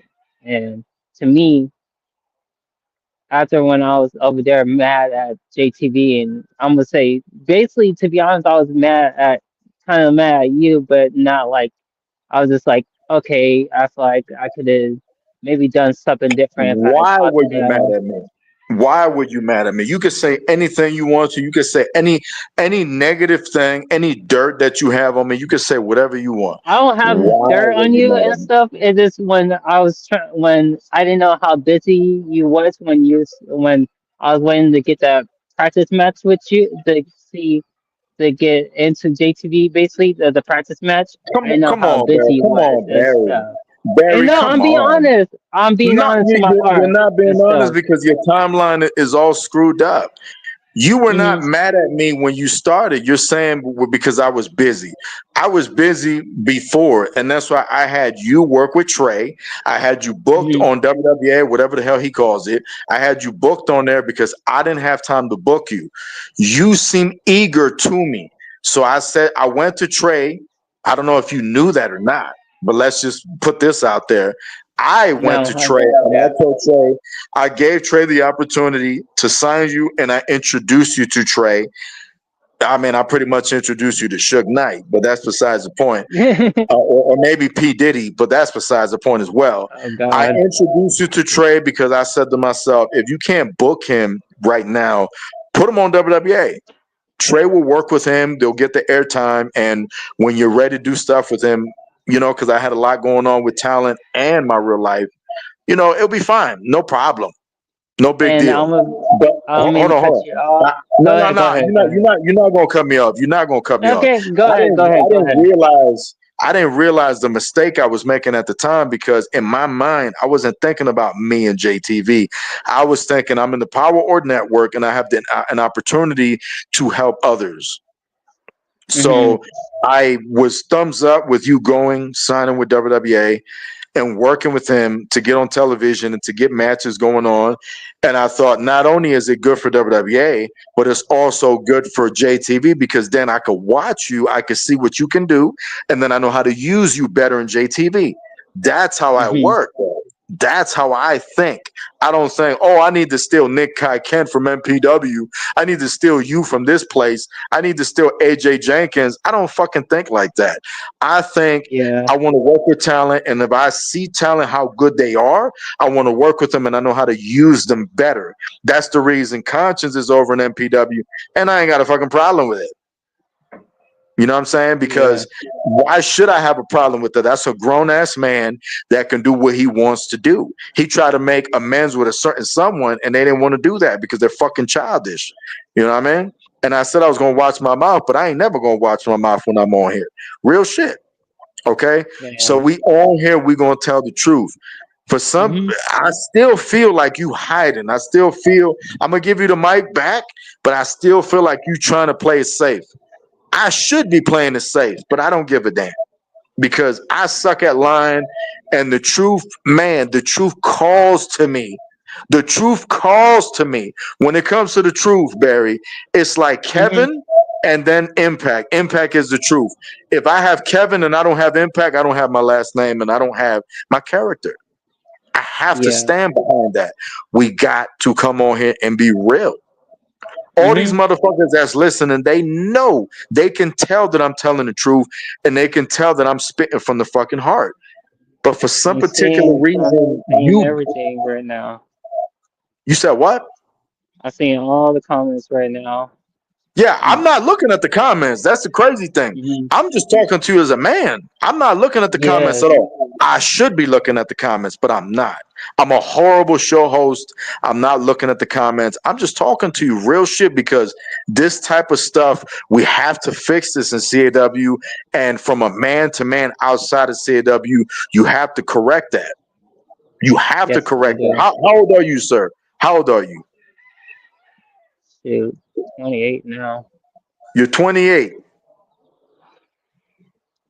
You're 28 years old. That to me touches my heart in a way because like I've known you as you've been young. You know what I mean? Hmm. But you almost approaching the dirty 30, like Ray Getty's told me, brother, you gotta get it right. You Yeah. gotta get it right. You gotta get it right because I could come on here and be fake and lie about a lot of shit. I don't know how to do it. I suck at it. All I could do is come on here and tell you what I really think and what happened. Okay, so we're gonna back up. Know that we are an hour and 36 minutes into this episode, this show.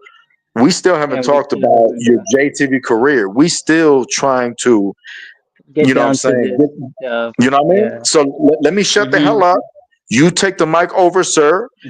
Please be honest. Go ahead. I'm listening. What else you got? Man. Yeah. Ah. Shit. Okay. We got 11 people listening to you. What you got?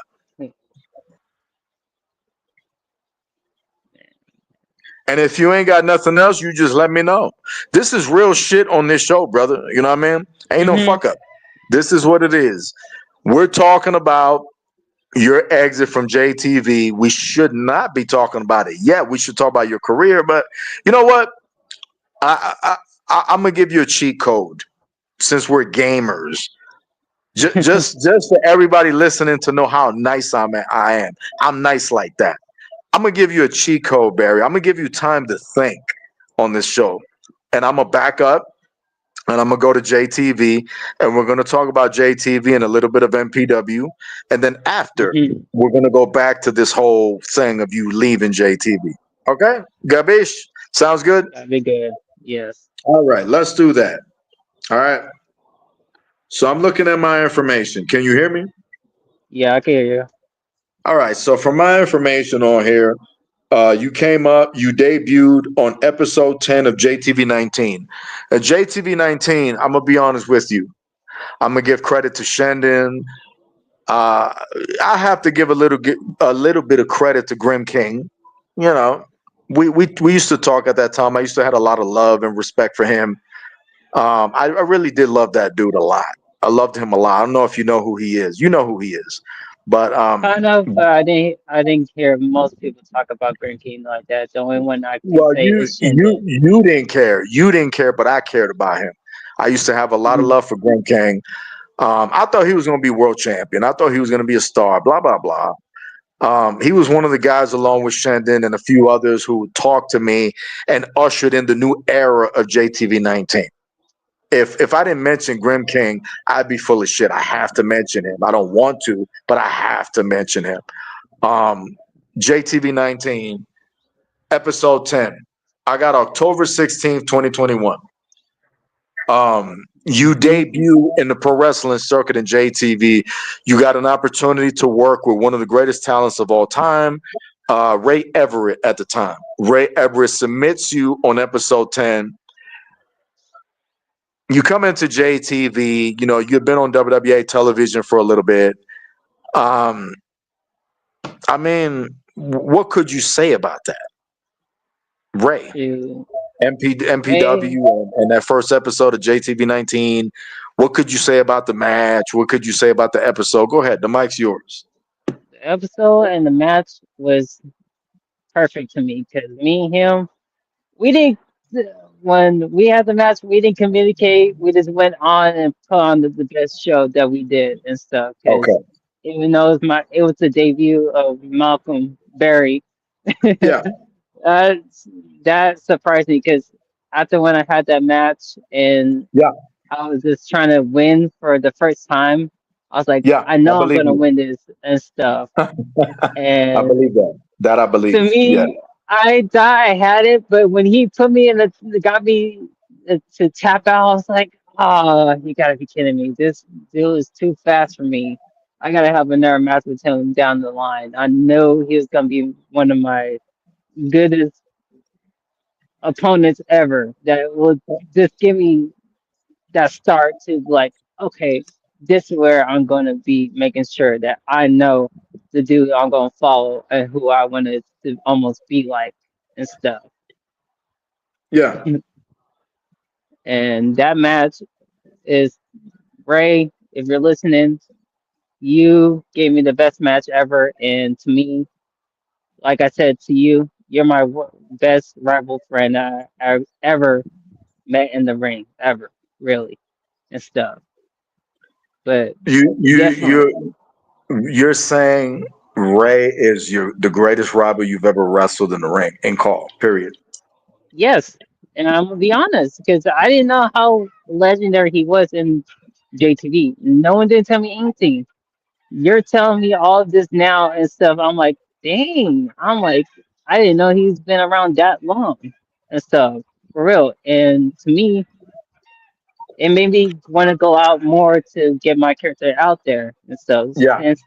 Since the reason why I'm with, and I'm gonna say this and not get off my this part of the question you're asking is that this is why I'm still with MPW as a part of the owners deal and stuff. Oh Really. man, Barry, I'm gonna chew your ass out in a little bit, but I'm listening to you, brother. I'm listening to you, but you're talking to Kevin. You know you're talking to Kevin Impact, right? I'm Yeah. not. I'm not these other little soft ass, fake ass little hoes, bro. I'm like Arsenio Mm. Hall. I'm calling you out, brother. You know what I mean? I'm Go calling you ahead. all the way out, bare ass out, no underwear. You understand that, right? Yeah, I I'm not. I'm not understand. going to go into it now. You're talking. I'm not going to interrupt you. Go ahead, sir. I'm listening to you. Mike's yours. What else you got? Oh, okay. Oh, because that's just pretty much it and stuff. And I know there's other people that had their own comments and stuff, but Yeah, to me, and I'm sure you like you see them. said, Yeah, yeah, right now I'm not paying attention to them right now, but basically, me neither. Well, I see some of yeah, them. yeah, I'm now I'm looking, but not that much. But Well, I'm we'll, like I we'll we'll said, get back to it. We'll get back to it. And anybody that has questions, we want to publicly apologize if we didn't answer your question. Feel free to pop them up when it's time to answer questions. But at this point in time, we have a lot to get to. Barry, the mic is in your hands. Please continue, sir. We're listening. okay. But yeah, like I said, to me, Ray's one of my best rivals to me in JTV all time. Well, Really. hold up. You just said it's your very best rival. Now it's one of the best rivals. Well, I, what am I really saying?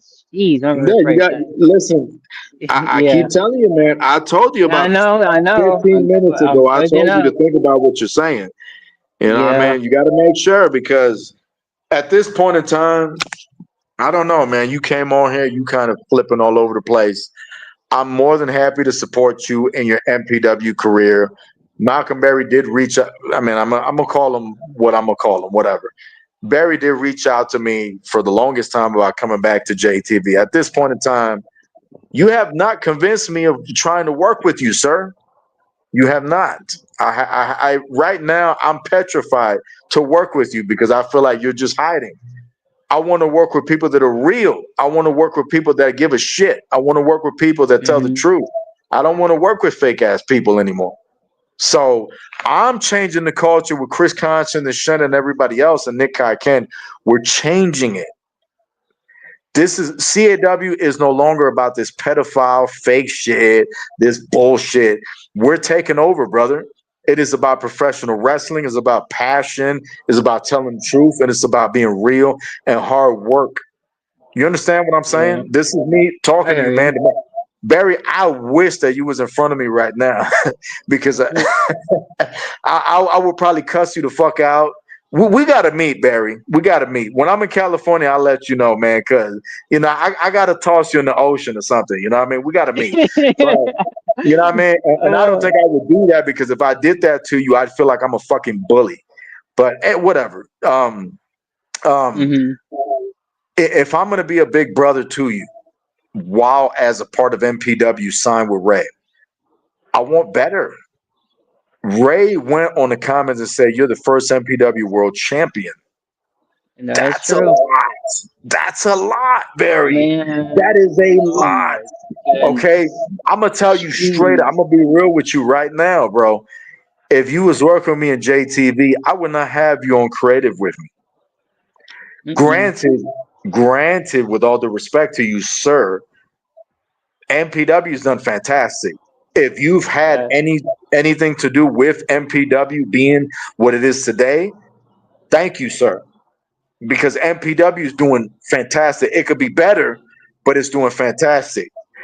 Kevin Impact, box office hit, global phenomenon. As the big brother of MPW, you're fucking right. I'm calling out CJ Mondo. I'm calling out anybody and everybody that's an MPW. And if fucking CJ Mondo and anybody watches this, I hope you're fucking moved and touched.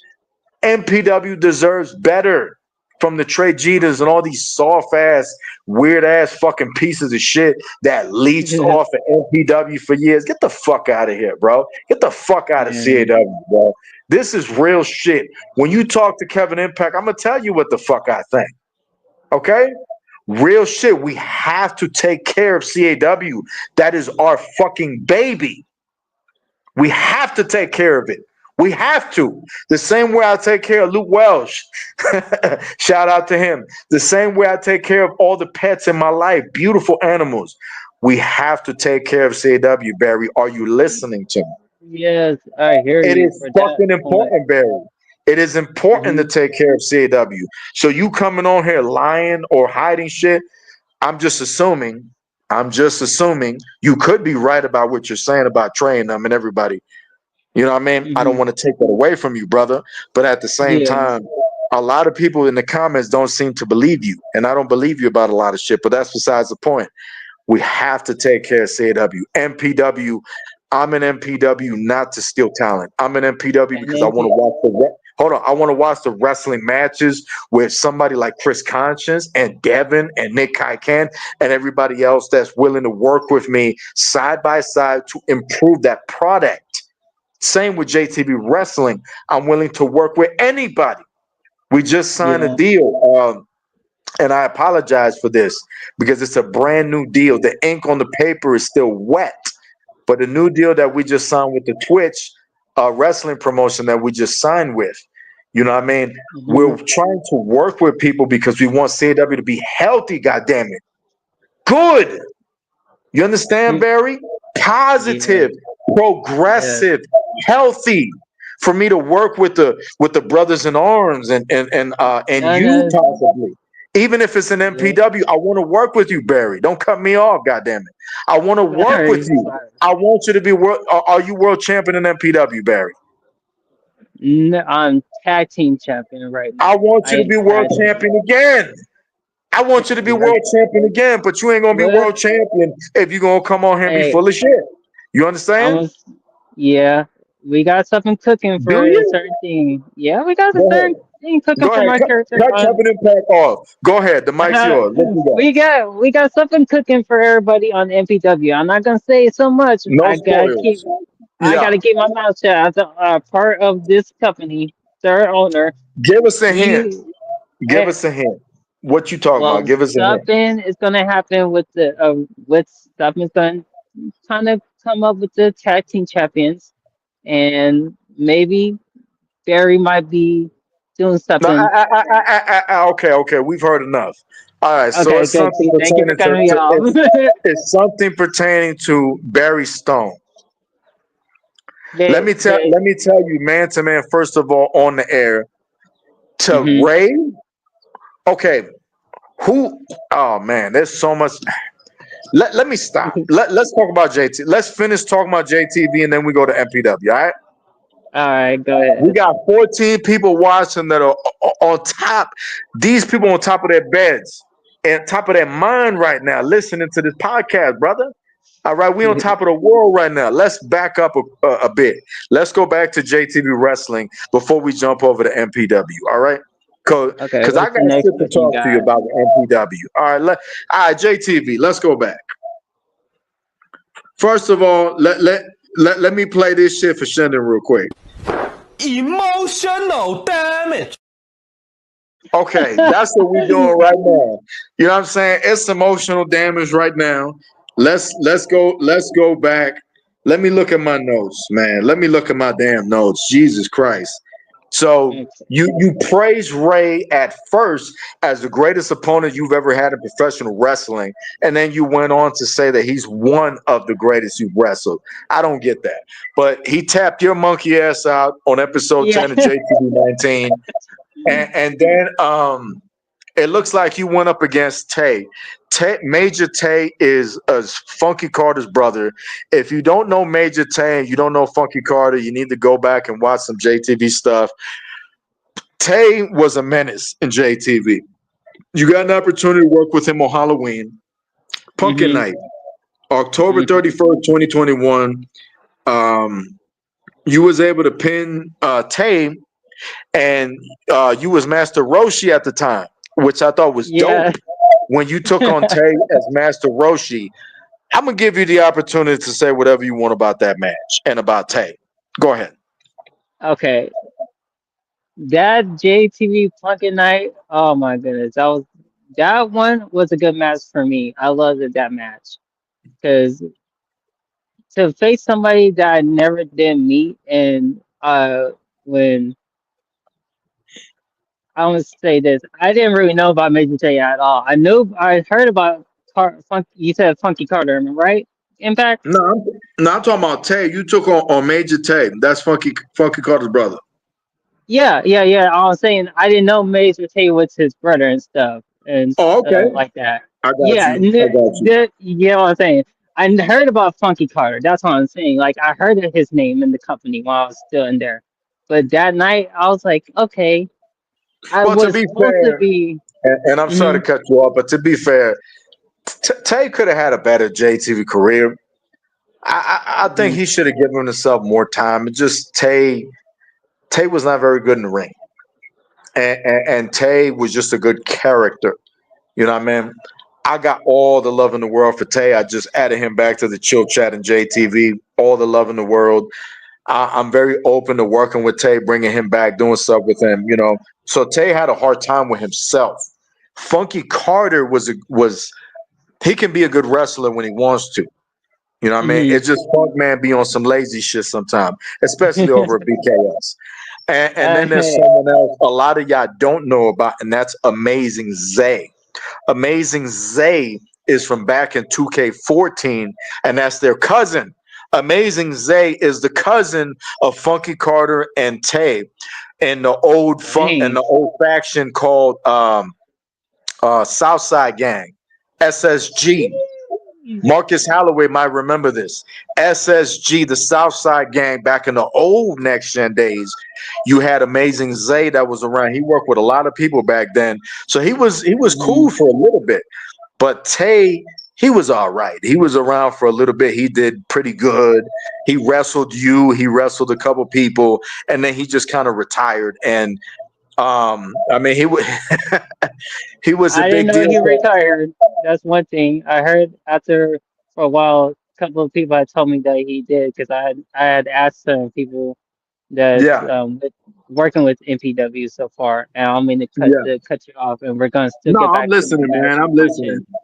Yeah, That I was like, you know what, I want to face him again if I ever get a chance, and they're like, oh, he's retired. I'm like, what?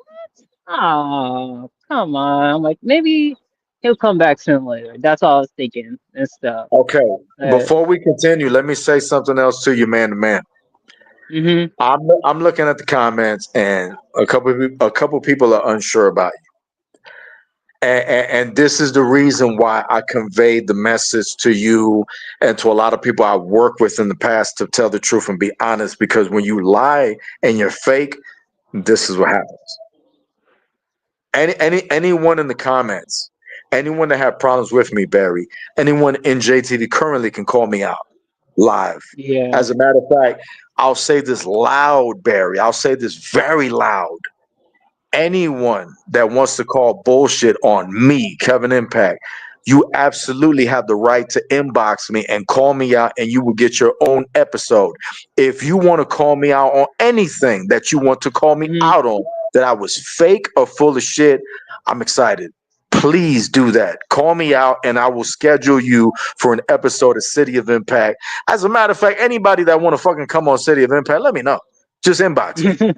Even that you had that one dude, Adam, whatever his name was earlier, he said some shit about just because I have an opinion or whatever it is. Let me tell you something, Adam. Just because you like roses don't mean everybody else like them. You know what I mean? Yeah. That's just how it works. A lot of what I say is not just my opinion. It's based off of facts that I know and what I've seen from people, and it is a popular opinion and understanding of a lot of stuff that went on. Because he went and commented to me earlier. If that dude want to come on here and call me out, you're invited. Hit me up. Let me know. Mhm. My Facebook is Kevin Impact. You can't miss it. I got I don't know what my I don't know what my Facebook profile is on Kevin Impact, but just hit up Kevin Impact, you know what I mean, or just drop a comment here. We'll be happy to accommodate you. Moving on, because this is your episode, Barry. We're getting ready Yeah. to go to the second hour of talking. Um, Before we continue, again, this is the third time that I'm addressing you, Barry. When you come on here and you lie and you're full of shit, these fans know. And these wrestlers that watch this and listen, they know. You can't fool them. You can't. So you have to come on here and be honest, because when you lie, they know. And it's going to affect your career. You might not believe me. You might think, oh, I could come out of City of Impact unharmed. I don't know, man. You might have to have a conversation with Nick Ken later, and Ray and a bunch of people, and Devin and Shandon. Who knows? Conscious is Mhm. probably going to check you. You when you come on here, you got to be real about it. You can't be on no Yeah. fake shit, because they're gonna fucking correct you. You understand what I'm saying? Mhm. I'm giving you the opportunity to say whatever the hell you want, but if you're gonna come on here and you're gonna mix it up and try to beat around the bush, they know you have to be real. That's why I don't come on here and lie. Because if I went on here and lied and was, beating around the bush, they'll catch me quickly. They'll catch me the same way they catch our beloved Morph on the episode 1 of X-Men animated series. They blasted his ass when he protected Wolverine. He got. Mhm. Rest in peace, Morph. Great X-Men. Underrated as shit, by the way. But anyways, back to you, Barry. You got to keep it real. This is the third time I'm checking you, man. All right. Yeah. I haven't kicked you off the show. Real shit, No. because I don't want to hide, and I want people to hear what you have to say so they can see for themselves what the truth is. If I don't brought anybody else that we talked about on here, you and I, none of those people could keep up with me or could tell the truth or could be real about it. They'd be quiet and I'd be doing all the talking because they're full of shit. They've been full of shit since day one. Meanwhile, here I am spewing like fucking reptile acid from left to right, from left to right. Nobody that's full of shit is not going to be able to do that a lot of the time. Let's move on. Yes. Yes, Barry. We got 12 people watching, tuning in. Mhm. Can we move on? Is that cool? Yeah. All right. I want to apologize to everybody, man. I'm trying to make sure I look at the comments, but it's like, man, it's so much to cover. It's hard to look at the comments. There's Let me try so to hurry up. much.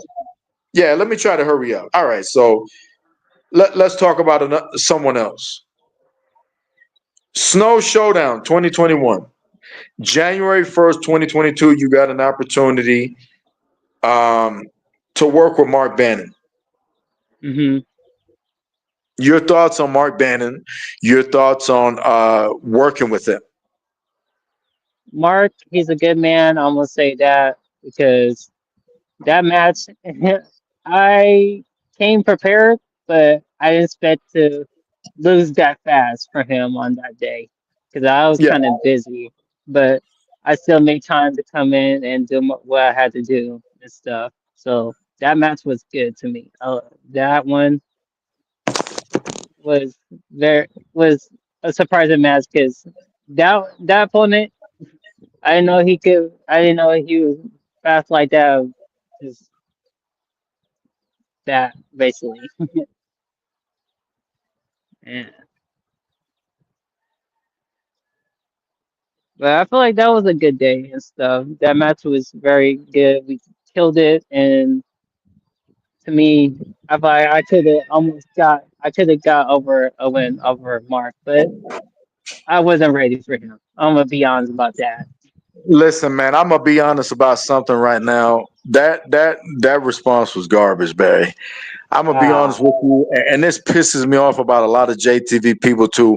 A lot of you soft ass, weird ass, lazy ass JTV people, y'all don't comment, man. You know what I mean? The comments is not there because I want full support or because I want you to kiss my ass or my nuts or whatever it is. The comments Mhm. is there as an opportunity. Hold on, man. This ain't got nothing to do with you. You an MPW guy. I'm addressing JTV. Y'all have an opportunity to get on the comments and get out there. If I was in JTV and I'm not J Kick, Kevin Impact, whatever, I'm on the comments trying to get over. I'm talking about whomever. If you, I don't give a damn who you posting about. Corey Flash. Oh, Corey Flash is a soft ass bitch. He's a fake ass bitch. I'll beat his ass. Oh, Shendon, I'll beat his ass. I'll strangle Shendon to death. Oh, Jaden Nix. Oh, he'd be unlisting people. He'll be on passive mode. Whoever, whatever. I'm not trashing Shendon and Corey Flash and whomever I said, Jaden Nix. I'm just saying in general, you got to get out there. Okay. Mhm. And that opportunity is there, man. Your comment, what you just said, you talking about, oh, it was a good day with Mark. Man, ain't nobody on here listening to try to hear that shit. They want something real. What do you think of Mark Bennett as a performer, as a talent? As a performer talent, I think he's very talented at what he does and stuff. Why? Why? Because I never expect no one to kind of be in the best in the ring like that. Like You how think I he's think he so did. you think Mark is a good wrestler? Yes, I think he's a very good wrestler out of What his have you point of seen from view. Mark that makes him a good wrestler? Good matches? Dude, the match we had when I was in on that You got to episode work with and him. stuff. Yeah. Yeah. Okay. All right. You win. You got that. Real shit. Good response. You got that. We all know it's true. We know how talented Mark Bannon is. All right. Mhm. Speaking of talent, I want to talk about one person. One Ooh. person I should not talk about, probably, but we have to talk about this person because this person was a part of your career in JTV wrestling. Yes. Mhm. Yes. Okay. Um, JTV 19 episode. Hold on. I want to make sure I'm getting my information correct.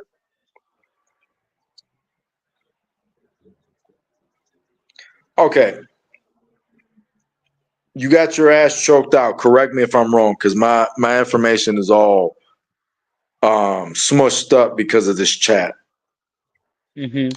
You got an opportunity, JTV 19 episode 12. Damn, this is all over the place. I think I know you were talking about. I'm reading it right now. You got an opportunity to work with Jason Ramirez. Yes. Um, what do you think about him? This was I never. Mhm. this was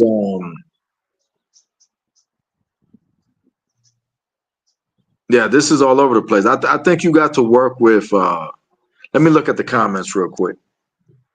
Okay, I don't see Mark on there. So if I don't see Mark on there who corrects my ass, then I should be good. Okay, but you got to work Mhm. with him. What about Jason Ramirez, man? You think he's good talent or what? He's another good talent. I thought his skills were pretty good to me. He was How shown. so?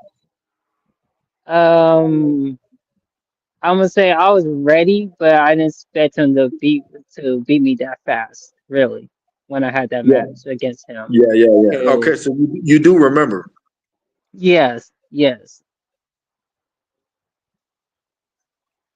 and that match was. It was.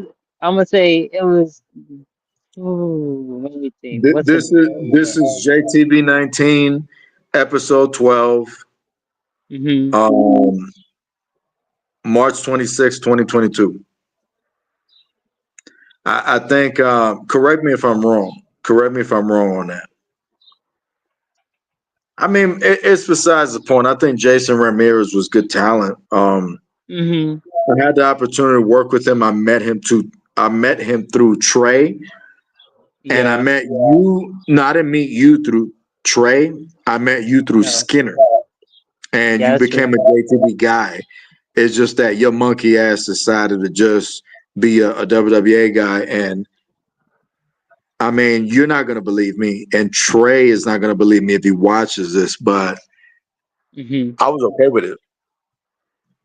Damn. Like for a little bit, I was okay with you being like a WWA guy type of stuff, but I just thought it was disrespectful that you was I. pro WWA rather than JTV. Me and Skinner, who really brought you in, and more Skinner, who really gave you your chance. I mean, come on, man, don't piss me off, Barry. Skinner is an outside call friend. You know what I mean? Me personally, let me put this on here. You owe everything. You owe this conversation here, this spotlight that your bitch ass is getting. You owe it to John Skinner. Yeah, I You do. owe it to Definitely. John Skinner, bro.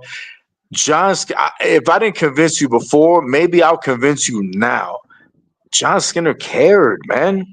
He cared about you. He was there for you the same way he was there for Keith Ocean. You know what I mean? The same way, I mean, he's there for BKS. As toxic as BKS is, I mean, I can't hate on BKS that much. They're trying to do things for wrestling as opposed to the Yeah. Power Org and all this other shit. You know, that shit was garbage. You know what I mean? Mm-hmm. Don't I'm trying to control myself from really going in, you know what I mean? Because I want to keep the focus on you to be professional. But I'm laughing on the inside, brother. You know what I mean? We got 12 people tuning in. They know, a lot of them know what I'm talking about. Real shit. Um, Yeah. let's just keep going. John Skinner is the reason you're here. Kevin Impact, That's myself, is the reason why you were able to be someone in call. If not mm-hmm. for me, if not for Skinner, you're not here. If not for Kevin Impact, you're not in MPW, you're not in WWA or whatever else you was at. I think he was Mm-hmm. in Craig's trash ass BCW, whatever the hell it is. You know what I mean?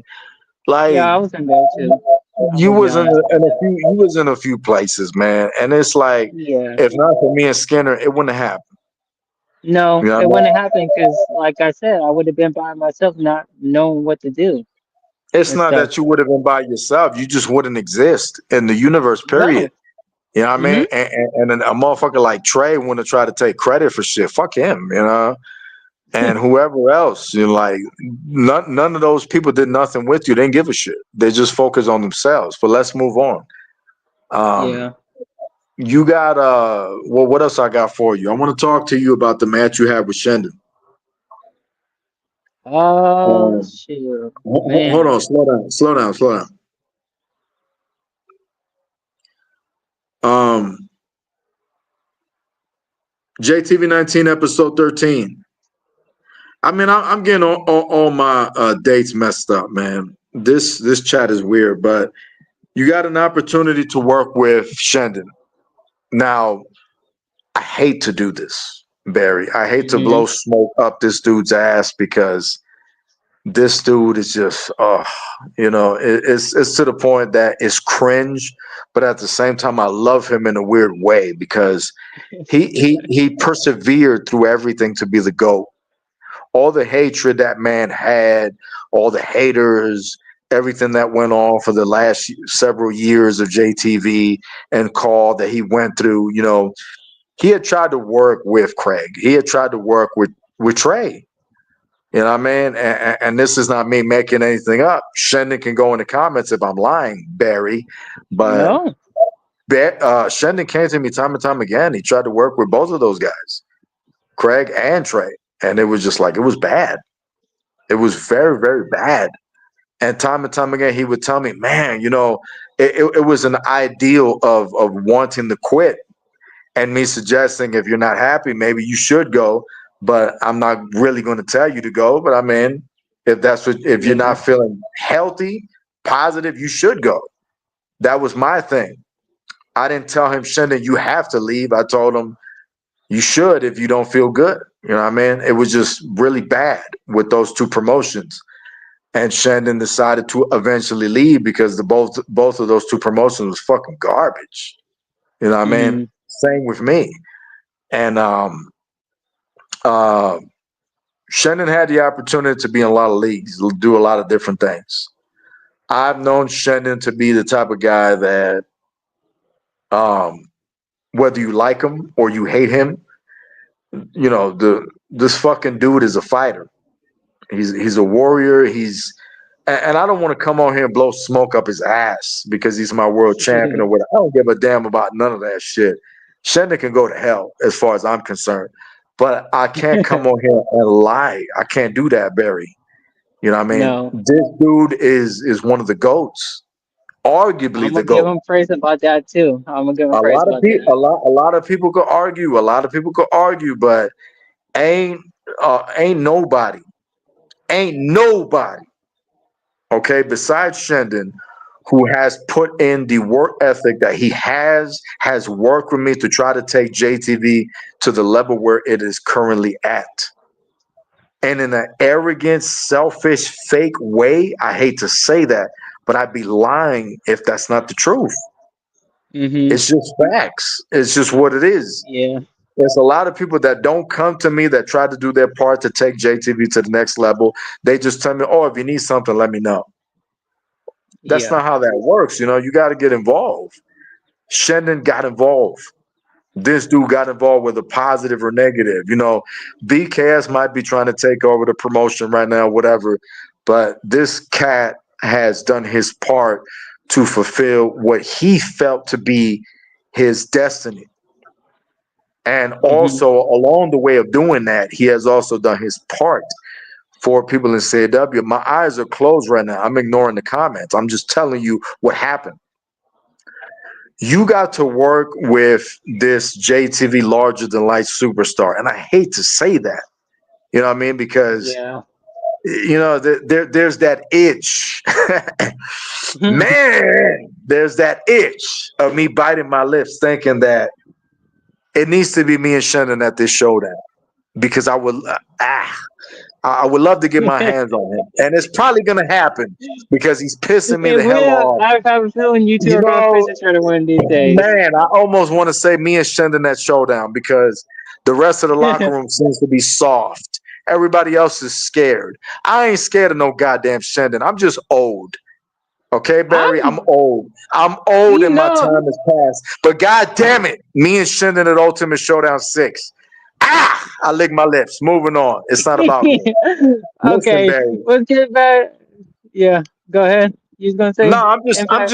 just saying, you got to work with this cat in the ring, JTV Hmm. 19. What do you think about him and what do you got to say about Charles' match? Because it was epic. Oh my goodness, what do I say about that match? Yeah. Ooh, that match was a tough one for me. I put in my heart and soul to try to take him down, but there was no way to put that fool down at all. I'm like, what the heck? That match, I know, man, to me, it was one of the best ones to me. With Shinden to work with a legend? in that company, dang, for Yeah. sure. So Um, you're going the extra mile and admitting Shendon is a legend. yes, yes, he is You definitely. see him as a legend in JTV. I see him as a legend JTV. No matter Okay. if he's with BKS or not, which I know I've Yeah. been knocking ever since you was in charge a long time ago. If I'm right. Yeah, I remember I that. I remember that. I was knocking on your guys' door for so long, but to me, I would never expect for you to choose him as the pass down the torch to be in charge of BKS at all. I didn't No. choose him. The bastard chose himself, and he took over. And him and Axel and all the rest of them beat the shit out of me. And in Oh, jeez. wrestling, the way I look at thing in wrestling, Barry, is that you have to make your mark. And Mm-hmm. a lot of people in call just sit back and wait. That's not how that Yeah. works. I'm going to talk about Karrion Cross later when we're ready to end the show. We're 2 hours in. At some point, Mm-hmm. within this hour to the next, we're going to end the show. But I want to talk about Karrion Cross, not now though. And you really have to take the initiative and make the impact yourself. You can't sit Yes. there and just wait all the time. There's a lot of people that wait for me to come up with a credit for them to be a star.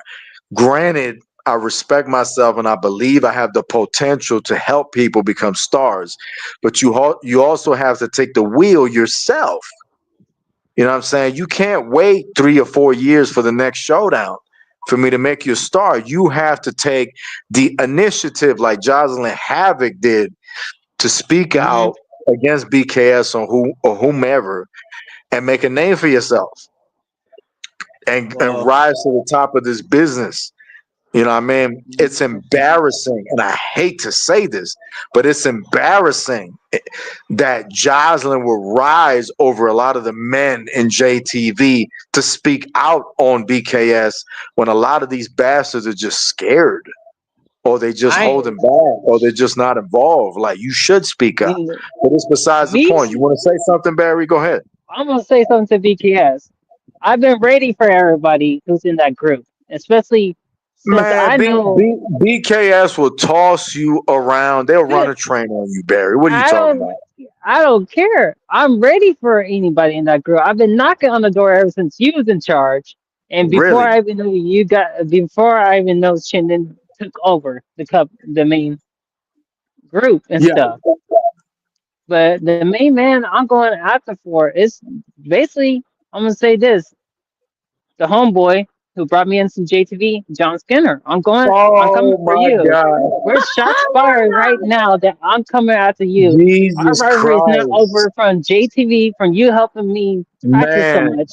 And another person I gotta put out too, and he put in the comment, who helped me to train when I needed practice was Keith Ocean.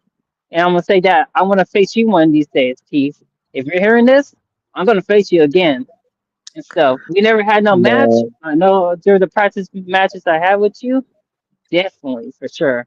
John Skinner, you're my first target.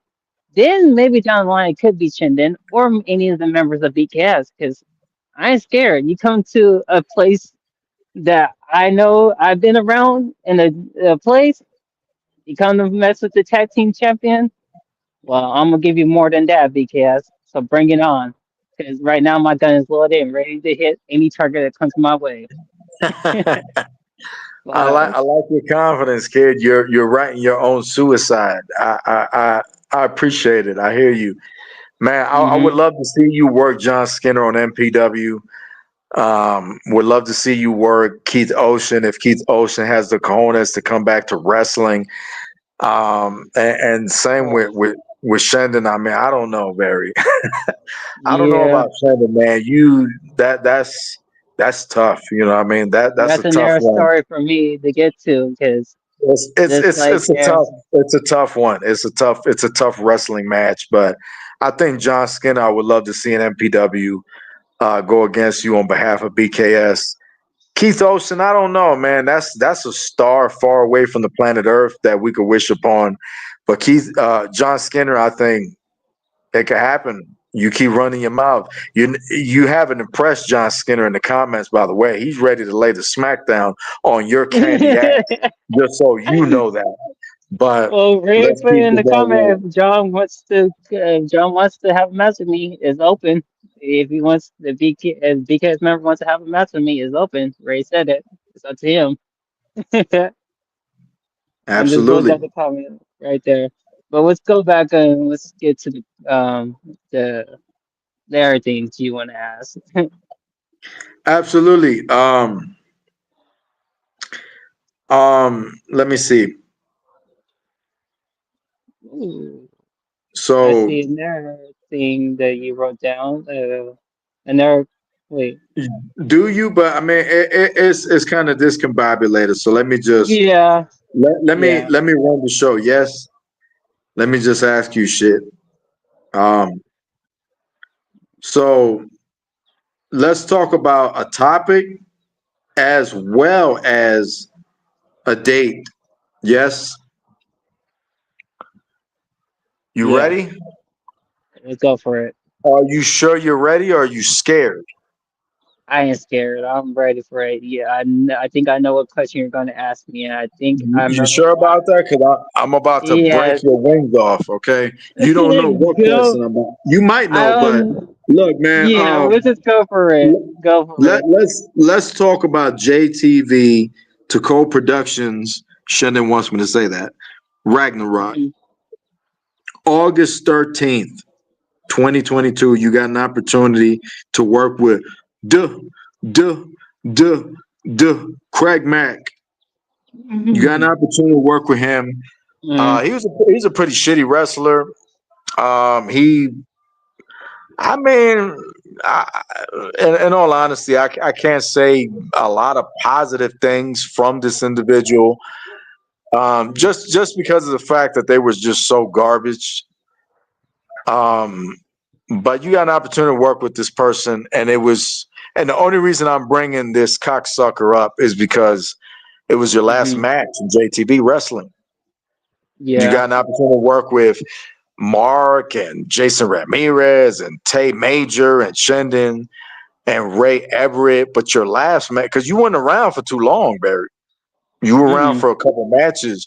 You should have given yourself more time in JTV, because if you gave yourself more time in JTV, Jesus Christ, I can only imagine where you would be today. Total Yep. champion, hardcore champion, C division champion, tag team champion. I don't want to say Or world submission champion, but I champion. want to say Yeah. hardcore champion. There's a lot of things you could have accomplished had you hung around and not committed career suicide. There You was a know, couple belts I on JTV, and the one I don't mean to cut you off, but the belt I was I'm kind of maybe listening. eyeing was the submission championship belt.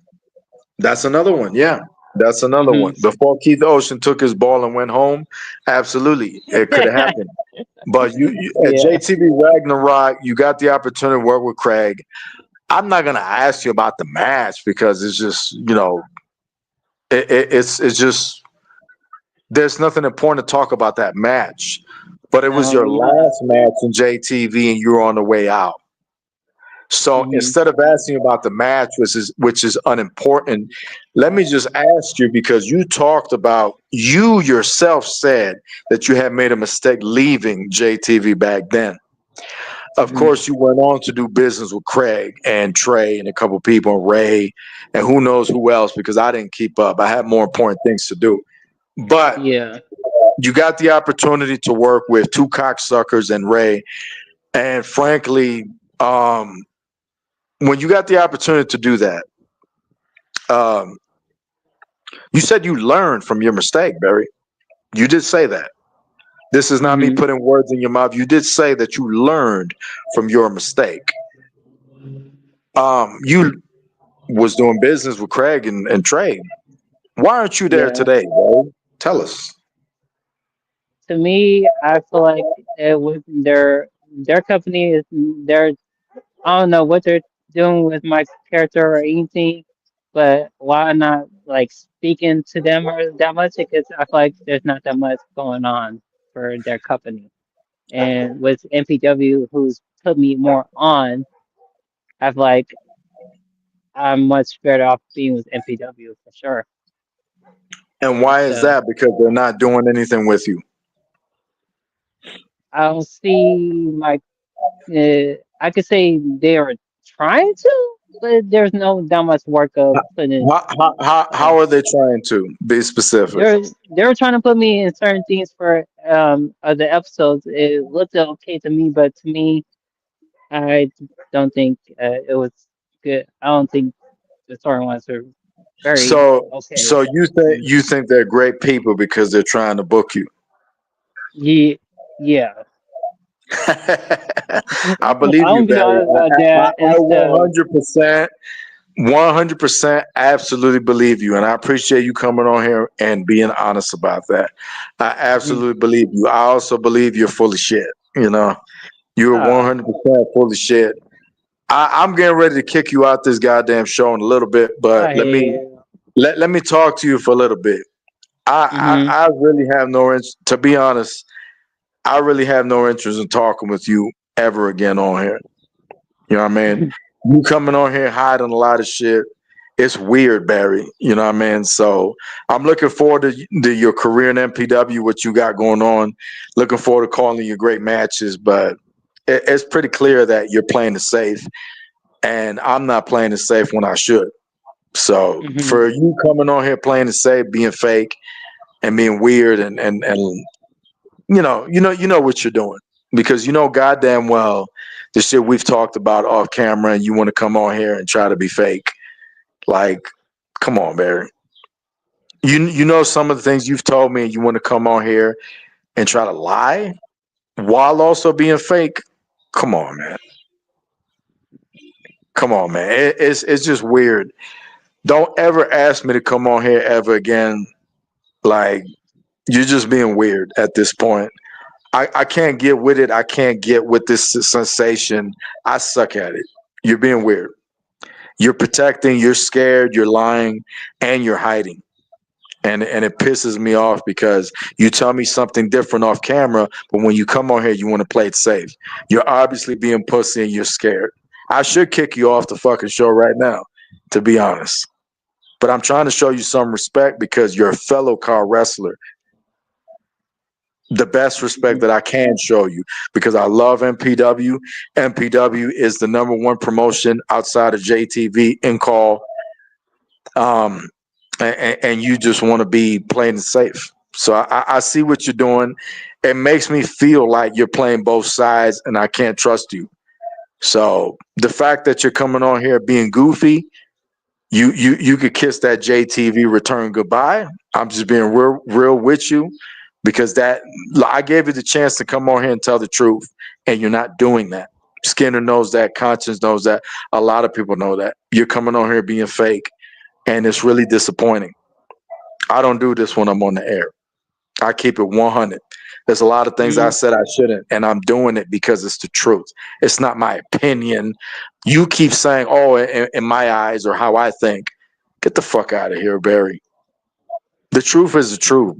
It's not what you or I think. It's what actually happened, and what is the truth.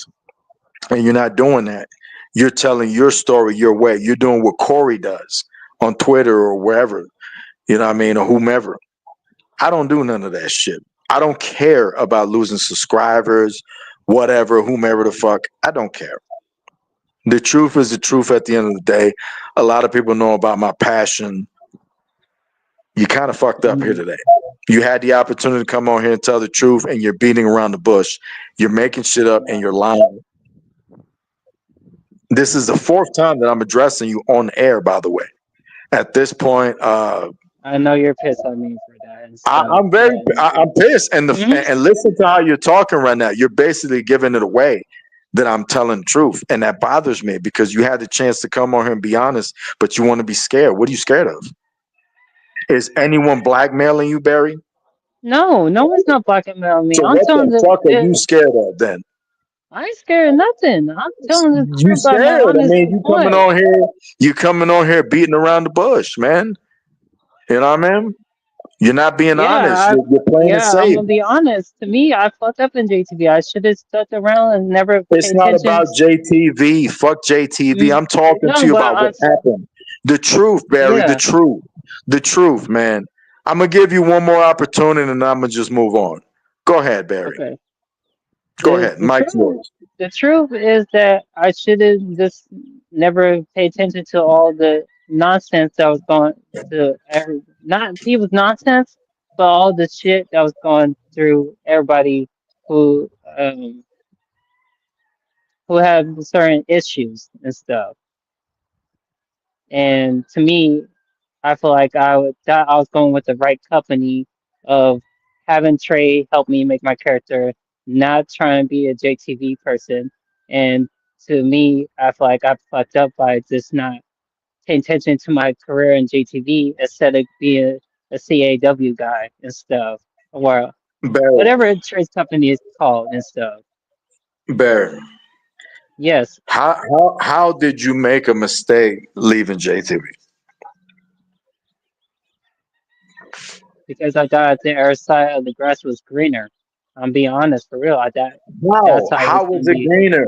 If Craig and Trey were trying to take care of you, how is it greener? Mhm. How is it I better? thought they were going to give me more opportunity than JTV was because I didn't really understand to stick around and pay attention to. So they didn't take care of you. Yes or no? I don't know if y'all can still hear me. Are you still with us, Barry? I don't know what's going on. Someone needs me for a second and stuff. Okay. Well, you take a break. Let me know when you're back. All right. While Barry's gathering himself, Jesus Christ, this is one of the most edgiest, most controversial episodes I have ever been a part of. Jesus Christ, I have never, in the entire 12 episodes of JTV Wrestling, have I've had to talk to someone and have had to call out their true side rather than this on-screen side ever in my life. Malcolm Berry, whatever you want to call him, is gathering himself. He's got something going on in the background. Jesus Christ, folks, I can't come on. I can't make this shit up. I can't come on here and make this shit up. This is unbelievable. Okay, and I want to show respect to this guy, but honestly, this looks bad. Don't look bad on JTV. I mean, this is an MPW guy. Yeah, I mean, it looks like he stepped out. I think I'm the only one here, so it speaks for itself. I don't even think I need Barry to come back on here. I don't even want to talk to that dude no more. This was a mess, and I've enjoyed every single moment of it because this is the evidence, and these are the type of things that I point out to people when they want to try to say I'm toxic, I'm negative, and all this other stuff. Speak all this stuff about me, but they don't tell the truth, or they lie, or they want to make shit up, and they can't back it up. And here I am still speaking on it. This guy stepped out. I'm still here, and he's open to come back anytime he wants. There's a lot of faulty shit going on. This is reasons why John Skinner has had a bad relationship with this guy.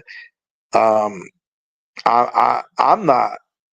I could be a pile of shit, and I could use whatever power I have to try to get him kicked out of MPW. I won't do that. I won't do that. The same reason I didn't get Jackson Draven kicked out. He quit on his own because he's a little bitch. The same way Hunter Hunt, who was in JTV, went to MPW, tried to make an impact and quit because he's just worthless. You know what I mean? And that's just not my opinion. That's just what the truth is.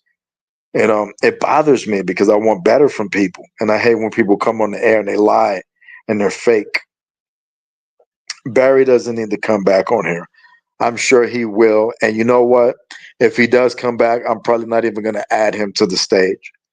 I think his time is up. We're getting ready to go soon. We're 2 hours and 33 minutes into the show. This is crazy. And that's what this show is about. This show is not about being fake and being an on stage character and all this shit. This show is about coming on here, being real, telling the truth, and progression. This is not progression. And I'm not going to suggest to the owner of MPW to disband from working with Barry, but I'm going to suggest that that individual consider what happened here today, because this looks bad on MPW. This looks very bad that this individual can't come on here and be honest because they're scared about something or they want to lie about things. It's really unfortunate. I'm not going to come on here and lie about a goddamn thing. And if you hear a bell in the background, it's one of my little kitty buddies. You know what I mean? Got a little cat in the background playing with some bells and shit. I love animals. God bless them. But we got 13 people tuning in. I want to, as a grown man, I want to apologize publicly to MPW and everyone associated with MPW for Barry coming on here and making a mockery of MPW, as well as making himself look horrible on this episode. That's what this is about. We're not going to come on here and try to be fake. Like I said, this is as real as it gets. This is like the Arsenio Hall show. This is real. This is real drama. This is real shit. This is real talk. This is what it is. You know, so these shows, I tend to run them about 3 hours. We still got time to talk. We got about 15 minutes or so before we close out the show. I'm really disappointed that Barry came on here and was the person that I know him to be. He was not real. There's no reason to have this individual back on here. I do not want to talk to him. I look forward to his career in MPW. I am not going to go to Ray or anybody and suggest that this person be released or anything like that. I'm going to simply support and be as real as I can. But his answers were really interesting and makes it seem like the Barry of old. I'll say that. And it's really unfortunate. I didn't have a real conversation with Barry. I'm happy, and I would like to thank him for being my guest on this show here today. Absolutely thank him for coming on here and talking with me. But Barry wanted to play his creative card, so to speak. I'm not playing any creative card. I'm just talking to you as a human being. It's really disappointing. And this is an MPW tag team champion right now. This is rough. I want the best for MPW. I don't know that Barry is it. With the conversation we had here today, it's a little scary. It makes me think a lot. At this point, I'm all for any questions y'all might have. I'm kind of hurt. I'm not gonna lie to you. I'm looking at what Nick Kaiken is saying. It hurts me. It bothers me. It's really tough on me because I love this industry so much. But I mean, I was pretty much at the end with Barry. I wanted to talk to him about his MPW career. That's pretty much about it. We've lost contact with Malcolm Barry, Barry Stone, wherever he calls himself. Don't want to talk to him anymore. I think I'm done. I'm just going to take the rest of this time to talk with y'all and keep it as real as I can. If I feel it's important to bring Barry back in here, I will do that. But at this point in time, I just don't see the point. He's just going to keep giving fake answers. And it's really disappointing. Y'all can take my word for it. You can call me a liar or you can believe me. I've had conversations with Barry in which he's told me different things that have gone on or have been said in this conversation. And it's really disappointing that he would come on here and be fake. So that's just the end of it. Don't need to talk to him anymore. I'm going to put my focus back on WrestleMania. I'm going to take questions from y'all. This is a really bizarre episode like previous ones, but we're here to have fun. You know what I mean? Let's have fun. Let's finish up the rest of the show. Let's hit the 3 hour mark and let's close out strong. Um, we got like 22 minutes left of this episode before we close. I still got healthy battery on this phone to run it, and I got a beautiful small cat running under my legs. So do your thing, kitty cat. So continuing, and I'm done with I'm almost done with my last drink. Let's have some fun. 12 people tuning in. Smash the like button. Um, man, I just want to apologize. I feel like I have to. I want to apologize to Shannon in the comments, John Skinner, everybody that's tuning in. Today, y'all met the real Barry. And it's the same Barry that I knew, the same Barry that walked off on JTV for no reason, just because he had people getting in his ear, manipulating him and suggesting for him to jump ships and backstab us. And that is my truth. That is the truth, but that's my story. That's my side of the story. Whether you want to call me out, call me a liar, whatever, take my side of the story, man. Barry left. Barry made shit up. I'm here telling you my side. I don't know who's really telling the truth. It's interesting. He reached out to me about potentially coming to JTV, doing business. He's an MPW guy. I have no interest in stealing him, even if this went well. Same with Nick Kaiken. Same with, I'm going to say Devin Kiloa. Devin Kiloa, I mean, if we're going to be completely honest, brother, you got to get your ass more involved. I don't hear from you. I don't see you. I don't see you no comments. I don't see you doing your thing. You got to get involved. You and I are going to have a conversation, JTV related, in a couple weeks, and everybody else in JTV. We're going to have talks. We're going to discuss your future in JTV. I don't give a damn who it is. Whether you're in BKS, whether you're in direct deposit, SEAL family, Gorilla Cruise, whomever it is, I'm calling every single person out. Sophia Espacito, whomever, I'm calling every single person out. Corey Flash, everybody's getting called out. JTV is going to go on, or JTV is going to discontinue. It's just that simple. Things have to be correct. It has to be right. We have an opportunity to take CAW to a new level. We can't do it with people that don't give a shit. And we also can't do it with people that are just cancer, that just want to bring JTV down. We cannot do that. We have to work together to be right. Once upon a time, me and Ray had issues in the past. I'm not going to go into it. Ray had issues in the past that he had to work on. It would appear that he's worked on some of those issues. It would appear that there are still things going on that I don't have to go into. If we're going to be on the right track, we are going to be very successful along with MPW, JTV, and anybody else involved with us. We will do great things. If we're going to be jealous, greedy, childish, fake, it's not going to work out. It's just that simple. We have to work together. We have to do the right things for CAW. This is a pivotal point. Okay? We have to. That's how this works. We work together. We take care of each other.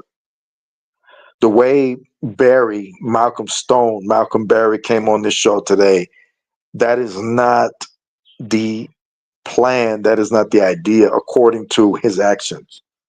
He was stuttering. He was mumbling. He was lying. He was coming on here being fake. I don't appreciate it.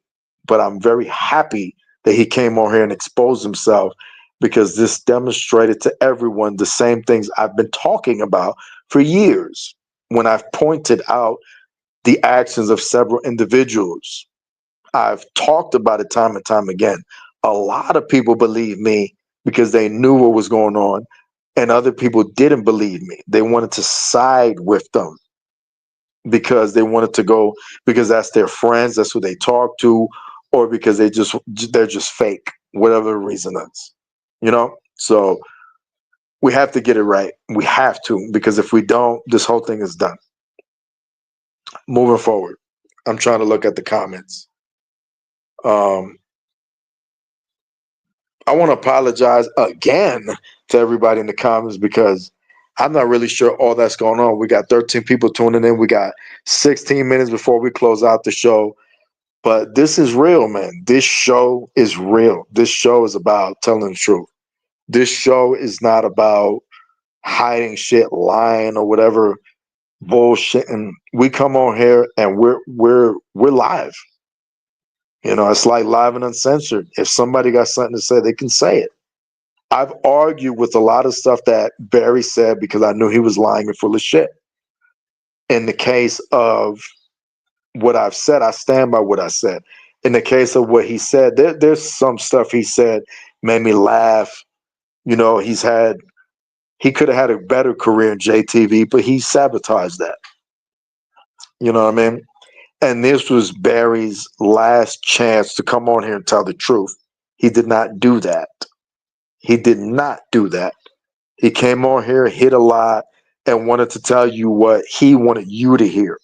He wanted to tell you his side of the story in a protective way. There's a lot of things I've said today on this episode that I shouldn't have, but I said it because it's the truth, despite the fact that it could come back to hunt me outside of CAW. I'm risking my life, for crying out loud. I'm coming on here talking with y'all, risking my life, for crying out loud. Real life drama, not JTV related, not CAW related. Real life, risking my life, risking real drama just because it's the truth. So at the end of the day, whatever happens to me, you already know. I said what I said. I don't apologize for one thing that I said today on this episode because it's been the truth, period. So we got what, 14 minutes left for the show. I'm going to try to look at the comments and answer questions, whatever y'all have. 11 people are still listening. I'm going to go back to the beginning and I want to talk about different things. I see we got Jane and Nix tuning in. This is real, Nix.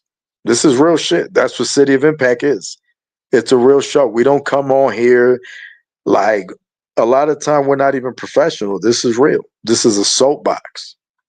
You know what I mean? It is what it is. And I got a beautiful cat climbing, small cat coming over to say hello to me. Love animals again. God bless. But back to y'all show, because this is what this is about, man. This has been very interesting, and I want Ray, Mr. Lawson, Mr. Ray Nakai, to pay attention to the detail of this episode.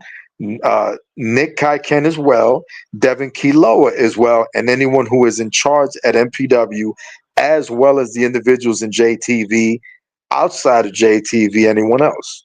Pay attention to how this episode went. Pay attention to how certain questions was asked, certain things were said. It's very interesting to me. But let's try to move on. Let's try to talk about the WWE.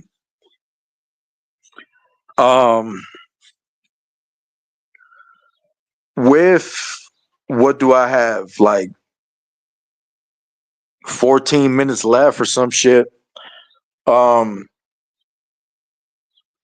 Again, going back to the beginning, I thought SmackDown yesterday looked good. I did not watch it. I retired as a WWE fan as a WrestleMania. And the reason I retired, with all credit to WrestleMania, I thought WrestleMania was a success. I thought WrestleMania did pretty good. Night one, I thought started off with a lot of good matches that I probably don't even remember. Y'all could help me out in the comments. I thought the triple threat with the women's was outstanding. I thought the Logan Paul AJ Styles match was fucking garbage. I don't understand how Triple H and WWE Creative, in their right mind as grown adults and as people who run a business, were comfortable with the idea of booking Logan Paul versus AJ Styles at WrestleMania. AJ Styles has been garbage since after his Royal Rumble debut. He's been absolute fucking trash on WWE. He's been a mid carder. He's just been fucking boring. AJ Styles became very PG, very lazy, very boring. And AJ Styles is one of the GOATs. AJ Styles is one of the greatest talents of all time. But WWE never at any point was the WWE ever on the same level as the way TNA used AJ Styles. Never. And let me tell you honestly that when AJ Styles was in the fake ass Four Horsemen, whatever the hell it was called, Fortune 4, you know, even then he was doing better than he did in the WWE. AJ Styles was WWE champion. AJ Styles wrestled against John Cena. He wrestled a lot of people. And maybe to you as a PG era fan, that means a lot. To me, it don't mean shit. AJ Styles WWE title run don't mean nothing to me. That's not important. Nothing AJ Styles has done in the WWE is important to me as a fan. Nothing. Not one thing. The only important thing AJ Styles did in the WWE that to me was symbolic was his WWE debut when he showed up at the Royal Rumble. That to me was the most important thing AJ Styles ever did in his career. Past that, there's nothing AJ Styles did. He was just garbage in the WWE. It was just lazy booking, the just plain shit. Logan Paul caught my attention on the road to WrestleMania. Now, despite what you may think, the road to WrestleMania was horrendous. It was a mess. It was horrible. It was sloppy. It was shitty, creative booking by Triple H and whoever the hell is writing the show. I think these days you probably got like R. Kelly or some shit or P. Diddy writing. I don't know who's writing WWE. You know, it might be Pat Patterson's Ashes. I don't know, but it's so bad. It's terrible. And despite the fact that they're signing all this talent and doing all this stuff, it doesn't matter. The shit is garbage. It's terrible. You shouldn't watch that. You should watch Tom and Jerry. You should turn that shit off. You got more important things to do. You know what I'm saying? Playing with yourself is more important than watching WWE. Take that however the hell you want, but I mean, it is what it is. I would rather watch one of my cats or one of my pets eat than to watch WWE. It's just a mess. Sorry, Corey Flash. Sorry to PG era, everybody that stands for them and says they're doing great things. I hate to break it to you. That's not true. It's not true. It's very sloppy. Okay, so and continuing in my rant, as I got 9 minutes left before I close the goddamn show out. You know what I mean? I see Jody Kidd is in the comments. Shout out to you, Jody. Jody, I don't think you should watch the show, brother, because I'm tearing WWE up in the 9 minutes that I got. And you're not going to like this because I know you're a pro PG WWE guy. I am not.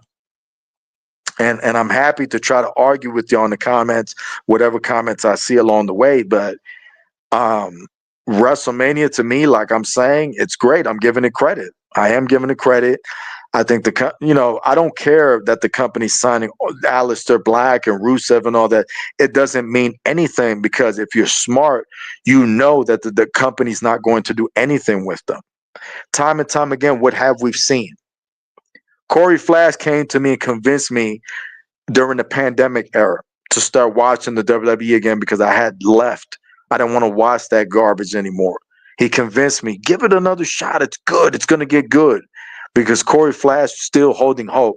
Because Corey Flash is getting a paycheck from watching WWE. I'm not getting a paycheck from watching WWE. But if I was, I still wouldn't lie to you. The truth is the truth at the end of the day. You know what I mean? Of course, there are things that the WWE is doing good. Absolutely. Of course, there are things that Triple H has done that are good. Absolutely. I will admit that. Absolutely. You know, it's just that when you look at the complete package of the company and the direction in which the company is going in, it's not good. I understand that there are PG universe fans, whatever you call them, that are like, they're like reacting to the hysteria of the WWE signing people and all this stuff. And like in your mind, you're like, oh, it's fire because they tell you, or because in your mind, you convince yourself that it's fire because they're signing people. It's not true. Not true at all. You know what I mean? And I seen we've gone to 10 people, so 4 people have gone away out of the 14. So I've offended 4 people so far.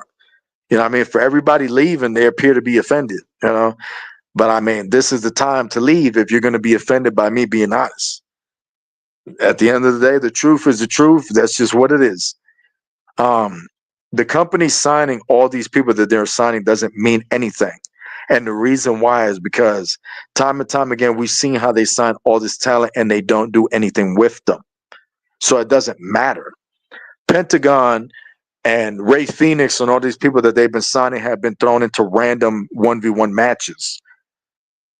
I really do believe, like the last time I was on here on episode 11, I really do believe that WWE's main plan for Ray Phoenix and Pentagon is just that they bump into each other. That's it. I don't have any reason to believe that they are sitting there going, we have a long term excellent plan for Ray Phoenix and Pentagon, because there is nothing. You don't have a cruiserweight division. You don't have a cruiserweight title. You don't have anything. All you have is 1v1 pointless matches, week to week dry creative. Cody Rhodes and Seth Rollins and Roman Reigns and Paul Heyman, all these guys was even CM Punk. CM Punk, all these guys was thrown into these random, dry, generic, week to week promos to build for WrestleMania. The shit was garbage. At what point in time are you PG era fans are going to wake up and go, wait a minute, Kevin Impact is right. He makes sense what he's saying. It's not just my opinion. It's what's happening. If something is happening, it's not my opinion. It's what's actually going on. You know, we got to get to the point where we wake up. You know what I'm saying? And it's like we're being ignorant. We're not getting to that point. We're supporting obliviously, blindly supporting, going all with Triple H and all these people are doing is fire. It's not fire. It's all right. And at the end of the day, it goes from all right to garbage. It goes from, oh, this is kind of cool to it's garbage, because they don't follow up and they don't do anything with it. The one credit that I could give to Triple H and WWE Creative, and look at all the, and I want y'all to notice something. Look at all the people that is left. We're down to 7 people watching. So it goes to show you how many ignorant people are out there. We're down to 7 people watching from the 14. So a lot of people don't want to hear it. They're ignorant to what the truth is. You know what I mean? So, that shit makes me laugh, but you could take it however you want to take it. This is Kevin Impact. This ain't got nothing to do with JTV or this channel. This is just me talking. You know, look at that. Okay, we're up to 8 people. It's interesting to me. It's very interesting to me, because it's like a lot of people that support WWE, they don't want to hear it. They don't want to hear the truth. If you're not saying positive shit about WWE, even if it's garbage, they don't want to hear it, man. You know what I mean? So to me, that's crazy. That mentality is insane. We got a few minutes before we close out here. 3 minutes. I understand Malcolm Berry's backstage listening to me, but that's just the end of it. If he's gonna come on here, you know, not being real with it, I just don't even want to talk to him no more. So that's that. Take that however you want, Barry. Um, I still want to thank you for being a guest on my show, but you know, one of the things I don't like about the WWE is every single time somebody wins a big match or debuts or wins a title, they take this stupid picture with Triple H. What is the deal with that, anyways? You know what I mean? It's cringe, it's ridiculous, it's weird. Every single person that comes back, debuts, wins a title, they got to take this stupid ass picture with Triple H. You know, it's ridiculous, man. You know, and that dude has a grip on the business that he should not. He should not have a grip on the business among a few other people that are in charge. It's crazy. Hold on, I'm thirsty. So with 10 people tuning in, as we get ready to close out the show, it's just really disappointing to see that. Again, giving praise to the WWE and WrestleMania. I thought WrestleMania went well. I don't see Maverick in the comment section. Maybe he's busy, but It's just a lot of things that seem to be really discombobulated with that company. Karrion Cross, I want to do something for Karrion Cross before we close out the show. But before I do, man, it's just so many talented people in the WWE. SmackDown, honestly, I thought looked good. I'm not going to watch, no interest. But Randy Orton, John Cena, I think it's all right. Should John Cena won his 17th world title? Absolutely not, man. There's just no reason. Cody Rhodes needed to absolutely beat John Cena at that WrestleMania because we're trying to take Cody and we're trying to elevate him from where he's at now higher. We didn't do that. We buried Cody and we put John Cena over for no reason. John Cena did not need to become 17-time world champion. He did not need to do that. And now you have fans that are convinced that he's the GOAT because he's 17-time world champion. Y'all are fucking garbage as fans, bro. Y'all need to retire as WWE fans, whatever y'all call yourselves. Y'all are not wrestling fans. Cena did not need to win his 17th world title reign. That absolutely takes Ric Flair's career and puts it right in the garbage. Ric Flair doesn't mean shit anymore. Ric Flair is nobody. Ric Flair's career is wiped away from time.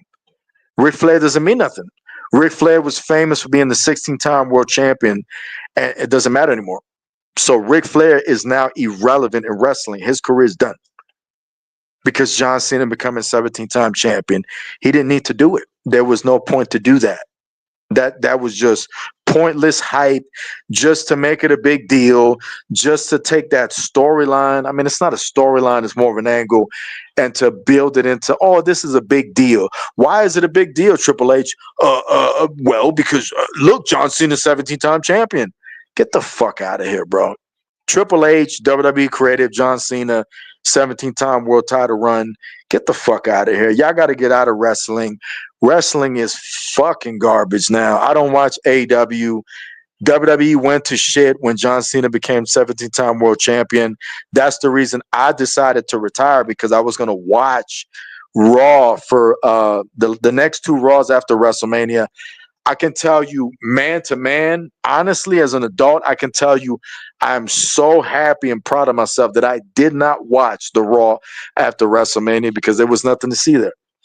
It was a generic show with a little bit of ooh and a little bit of ah, and that's it. That's all they do. It's week to week. If I'm a liar and I'm full of shit and I'm a WWE hater, pay attention. Every single week, it's week to week vulgarity bullshit. A lot of people gave a lot of shit to what's his name, Vince Russo, for years. I hate to tell you, Vince Russo was right. All these years, Vince Russo was right in everything he had said about the WWE. And I used to think, man, Russo's full of shit. You know what I mean? Uh-uh. Vince Russo was shit as creative for WCW, but he is not full of shit. Vince Russo told a lot of shit for a lot of years, and he was right.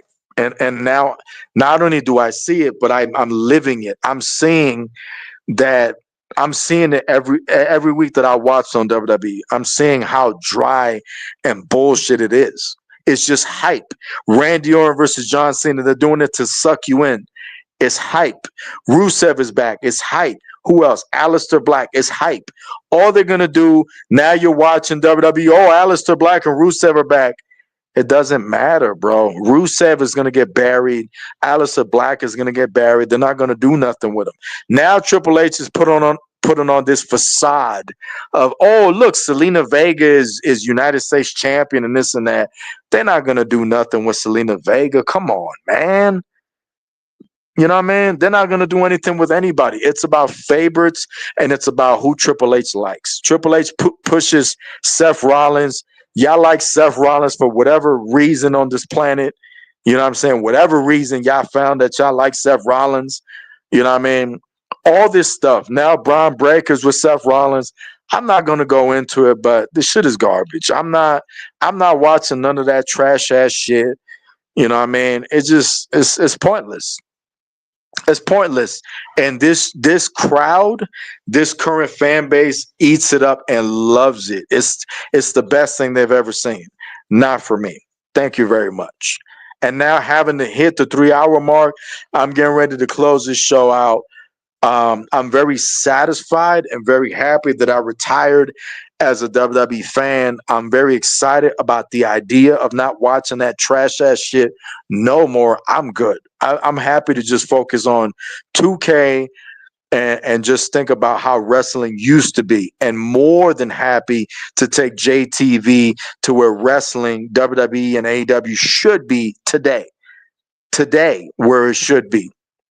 So that's that. JTV Wrestling is going to be coming back in a couple of weeks. We're going to be live from Phoenix, Arizona for Next Gen episode 43, I believe.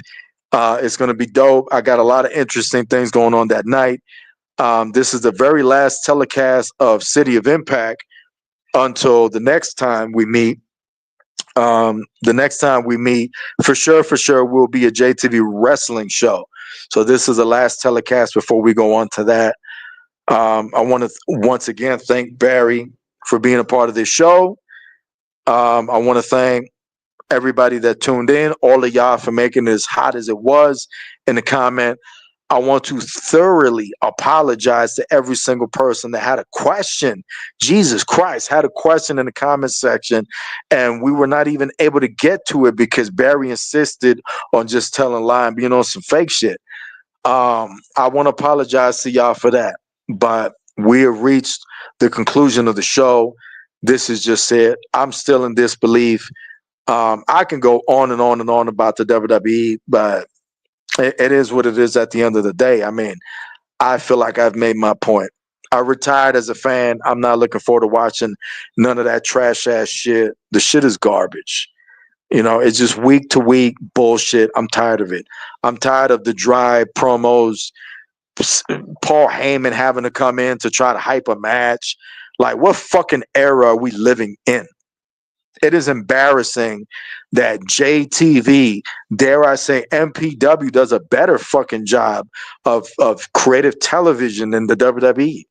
And if Nick Khan and Triple H and Corey Flash and whoever the hell else is offended by what I'm saying, too fucking bad. You know what I mean? It is what it is. You can argue over it and you can claim that it's just my opinion, but the facts are on the table. Facts on the table is much different than just having an opinion. This is not my opinion. This is what's actually happening. These are facts. These are not my opinion. This is what's happened. You know, and I'm more than happy to schedule an appointment, a session. My inbox is open. If anyone is offended by what I said, you're more than open to come on here and argue with me on a future episode. I love to hear what you have to say, and I guarantee you that I will shut them up and I will leave them quiet, and they will not be able to argue because you cannot argue with facts. The truth is the truth at the end of the day. Is the WWE fucking garbage right now? Yes, that is a fact. Do they do good things? Yeah, from time to time they do all right things that the PG universe perceives as fire or, oh, this shit is amazing when it's actually not. And are they signing a lot of talent? Absolutely. They're not going to do anything with them. The main focus of that company is just to make money. Same as Corey Flash on Twitter and anybody else. Anybody that's pro WWE, that is talking to you, that is defending that company and saying they're doing fire shit, they have a best interest at heart, or they're lying. It's just that simple. I'm not gaining anything from this speech. I'm not making money from this speech. I'm coming on here telling you what is happening. It is not my opinion. It is what's happening currently in the WWE. I can't say in professional wrestling because I don't watch AEW because it's fucking trash. I can only tell you about the WWE. That's what is happening. So, to the 7 people, now 5 people that are still listening, we're gonna close out the show. I want to thank every last one of y'all, and I want to thank everybody that tunes in and makes the time to listen to this on a road trip or whatever. We're gonna close the show out. God bless y'all. God bless your family. And my very next guest on episode 13 on the City of Impact is going to be Maverick. I want Maverick to come back. I want to talk with Maverick, finish talking with him. And Maverick is pro WWE. So I'm excited to talk with him and for him to try to come on here, try, keyword, and defend WWE and try to argue with some of the facts that I've laid down. It's going to be very interesting to bring him on here to talk about the rest of his career and to talk about the WWE. I'm excited. Looking forward to it on episode 13. Smash the like button. Once again, God bless y'all. Thank y'all for tuning in, man. This was fun. I could go on and on, but I should close the show out before things get crazy. I haven't even finished my drink yet, which is it's interesting. But good luck to y'all. God bless y'all, family. I want to send a quick shout out to Matt Dagger. Matt Dagger, I understand you going through some stuff, man. If you get a hold of this or somebody tells you I shouted you out at the end of the show, dude, I'm about to inbox you, man. God bless. I hope things work out. More power to you, man. Hang in there. Once again, thank you. Subscribe if you haven't. Smash the like button. And we will catch you on episode 13 of the City of Impact. Y'all take it easy for now. Peace out.